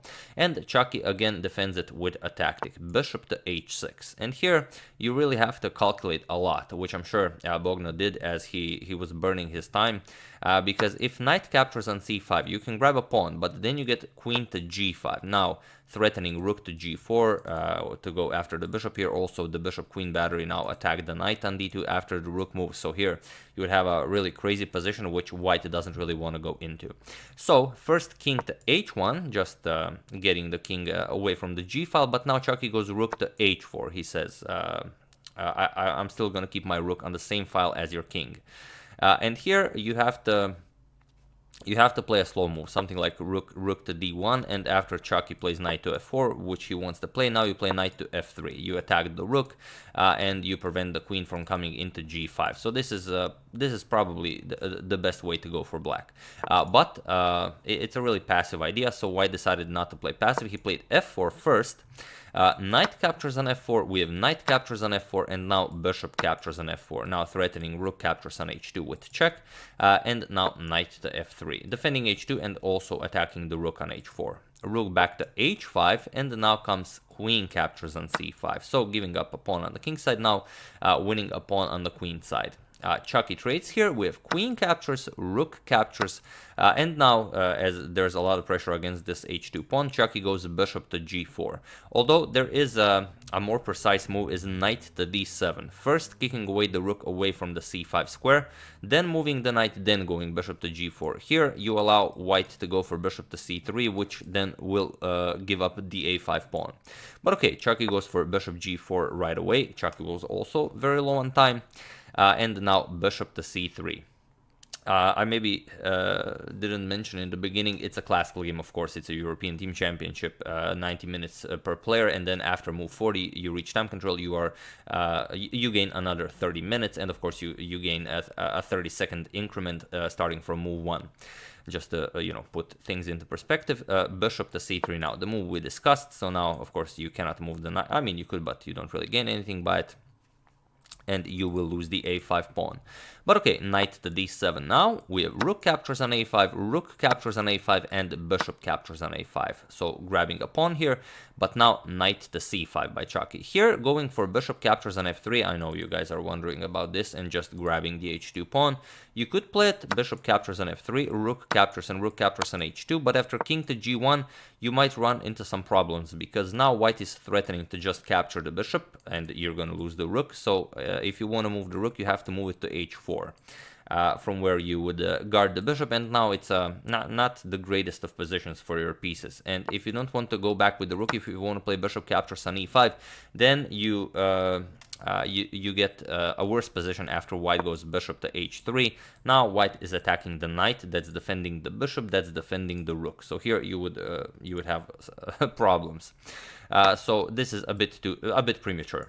So knight to c5 first. Chucky could go for knight captures on e5. It's an option, but he goes knight to c5 first. Attacks the b3 and the e4 pawn. There's no rush in capturing the e5 pawn. He says, as all of these squares are nicely covered, so it's not like those pawns will start marching forward. Bishop to d2, going after the undefended bishop on f4. The idea is that if bishop captures, then knight comes to d2 and defends both the e4 and the b3 pawn. Chucky says, okay, bishop captures, we have knight captures, and now rook captures on e5. So Chucky wins back his pawn, and king to g1 now. And Chucky goes back, rook to g5, now putting the rook on the same file as the king. So white, of course, doesn't enjoy that. King to f2, and now bishop back to e6 with a double attack on the b3 pawn. We have rook to b1 defending, and now knight to d3 with check. We have king to f1, and now rook to c5, preparing rook to c2 to grab even more space. With bishop to f3, and now comes rook to c2 as planned. We have rook to c2, and now king to e2 defending. So white has to keep on defending. Knight to e5. Chucky now threatens the rook captures on c2, and after the king moves, he will also pick up the bishop on f3. So bishop back to g2, and now Chucky starts bringing the king into the game. King to f7. We have king to e3, and now king to f6. And here rook to f1 check, not allowing the black king to grab even more space. So king to e7, and here white was very low on time, and he started calculating Chucky, if he can get his king all the way to the queen side, it's pretty much game over. So here white played b4, but before he played b4, but before he actually played the move, which means before he hit the clock, his time ran out, and Chucky won the game here. But it's a really it's a really complicated position. It's not easy to find a move for white. For example, if you try something like h4, let's say you make a move, then a lot of ideas like are possible. You could just capture on b3, for example. If the knight captures, you're going to pick up the bishop on g2. So there are a lot of things to consider here. White found b4, so the pawn on b3 is no longer a target. But here, even if he didn't lose on time, it would be hard to defend because you would very easily pick up one of the pawns here. For example, knight g4 check. The king has to keep an eye on the knight here. King d3, now rook a2. You go after the pawn. Once the pawn is pushed, now you go back. Knight e5 check. King has to keep an eye on the knight. Now you go rook a3 check. King e2, and now bishop to g4 check. It's very easy for black to increase the activity of his pieces. King to f2, and now rook to d3. And here you don't have a good way of defending. For example, if you go king e1, then just rook e3 check. You can't go here. The bishop covers this square. This will just win a piece. Check wins a piece. And if after rook to d3 you don't defend with the king, you go, let's say, knight b1, now just rook b3. Now you pick up this pawn, then you're going to pick up this pawn, and slowly but surely you will lose this game. And it is not nothing out of the ordinary that white lost on time here, because it was just too hard to find a move. So a very nice victory with the black pieces in round 1 for Chucky. And here are not the standings, but the pairings of Switzerland versus Ukraine. It's 2.5 to 1.5, so Ukraine wins the match. So we'll see who they face off next, and we have some other very interesting games to show from Big Chucky. So that's the game. I do hope you enjoyed it. I would like to thank Laguerre Law and Jason Brinford Jones for a contribution to my channel. Thank you a lot. I really appreciate it. As usual, you can check 2 of my previous videos here. Thank you all for watching, and I will see you soon, continuing checking up on your wonderful suggestions and preparing the vote for our next big saga. So thank you all. I will see you soon, and have an excellent rest of your day. Hello everyone, and welcome back to the final day of the Grand Chess Tour's Tata Steel India edition. It's still the Blitz tournament, Ding Liren versus Magnus Carlsen. We've already seen 2 games. Magnus won the Rapid game, then Ding retaliated in the Blitz section, and this is the second Blitz game where Ding has the white pieces. So Ding is the only one to beat Magnus in this tournament. Let's see how they do in the second game, and going into the final day, Magnus Carlsen is still leading the tournament. So without further ado, let's check out the game, as it is a very interesting one. And I would just like to say that well, we reviewed all of the emails you've sent us regarding the chess manga, so all of you should have received the reply. If not, we are still going through them, so expect them shortly if you still did not receive your reply. That being said, let's check out the game. Ding with the white pieces opens with d4. And okay, we have e6 by Magnus, c4, and now f5. For this time Magnus goes for the for the Dutch defense. We have g3 by Ding, knight to f6, bishop to g2, and d5. So everything perfectly normal here. Knight to f3, and bishop to d6. Still waiting to declare the intentions of the c pawn. And here the most common move is just a castle, but the Ding goes for bishop to f4. It seems like an odd move because it allows well, black to mess up white's pawn structure. And it's been played maybe 2 times so far in top tier tournaments, but this is what Ding prepared for their Blitz game. Well, he didn't know Magnus was gonna go for the Dutch, but obviously something Ding had prepared for this line. Bishop captures on c4. Magnus, of course, goes for it. G captures on f4, and now there is one game where queen to d6 was played, but here Magnus boldly castles. He doesn't mind the semi-open g file, as well, since the white's pawn structure is all messed up, you can play g6 pretty much, and you should be okay. So here Ding continues development. We have knight c3, c6 now strengthening the center, and e3. We have b6 by Ding, now with ideas of fianchettoing the light square bishop, and knight to e5. Ding now, well, he worked hard for the e5 square, so now he creates a very nice outpost for his knight. So Magnus goes bishop to b7, and now rook to c1. We have knight b to d7.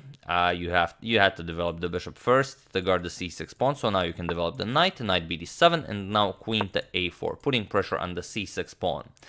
Magnus eliminates the monster knight. We have knight captures, f captures, and now knight to e4. And here, instead of deciding to mess up black's pawn structure, Ding goes knight to e2. He wants to transfer this knight over to f4, from where he will threaten the e6 pawn. But not just yet. So first, after knight to e4, we have c captures on d5, c captures on d5, and now knight to e2. We have rook to c8 by Magnus, countering white's rook on the c file, and here rook captures on c8. We have queen captures on c8, and now Ding plays f3, which is a really strong move as it gets rid of Carlsen's centralized knight, and it creates a very nice square for his king. On f2, and also the knight covers the c1 square, so you can immediately bring the rook over to c1. We have bishop to c6 first, attacking the queen. Well, we should have mentioned after queen captures on c8, you could go after the pawn. You don't have to play f3 right away, but if you go after the a7 pawn, queen to c6 will now gain a lot of activity for black, so it's very unlikely that you will be able to keep that pawn. So after queen c8, we have f3, like we said, and now bishop to c6. Here, grabbing the a7 pawn is not possible. If you grab the a7 pawn here, bishop to b5 just wins the game for black. It's really... well, it is a terrible position because, well, queen c2 followed by queen e2 is the idea, and even if you eliminate one of the attackers, you still get queen to c2, and now you don't have all that much. You cannot move the knight because the bishop hangs. If you castle, then you lose this, you lose all of these pawns. So not really much to do here. If knight f4 to guard the knight and the bishop here, then you get queen to c1 check. King f2, queen d2 check. King g3 captures with check, and now it's just over. If you go bishop f3, you just pawn captures and attacks the pinned piece. If you go somewhere else, just captures, and here you will just get mated. So not possible. And of course, Ding is not interested in that. He goes queen not there. He goes queen to b4. And now comes knight to g5. Finally, Magnus gets the knight out of harm's way.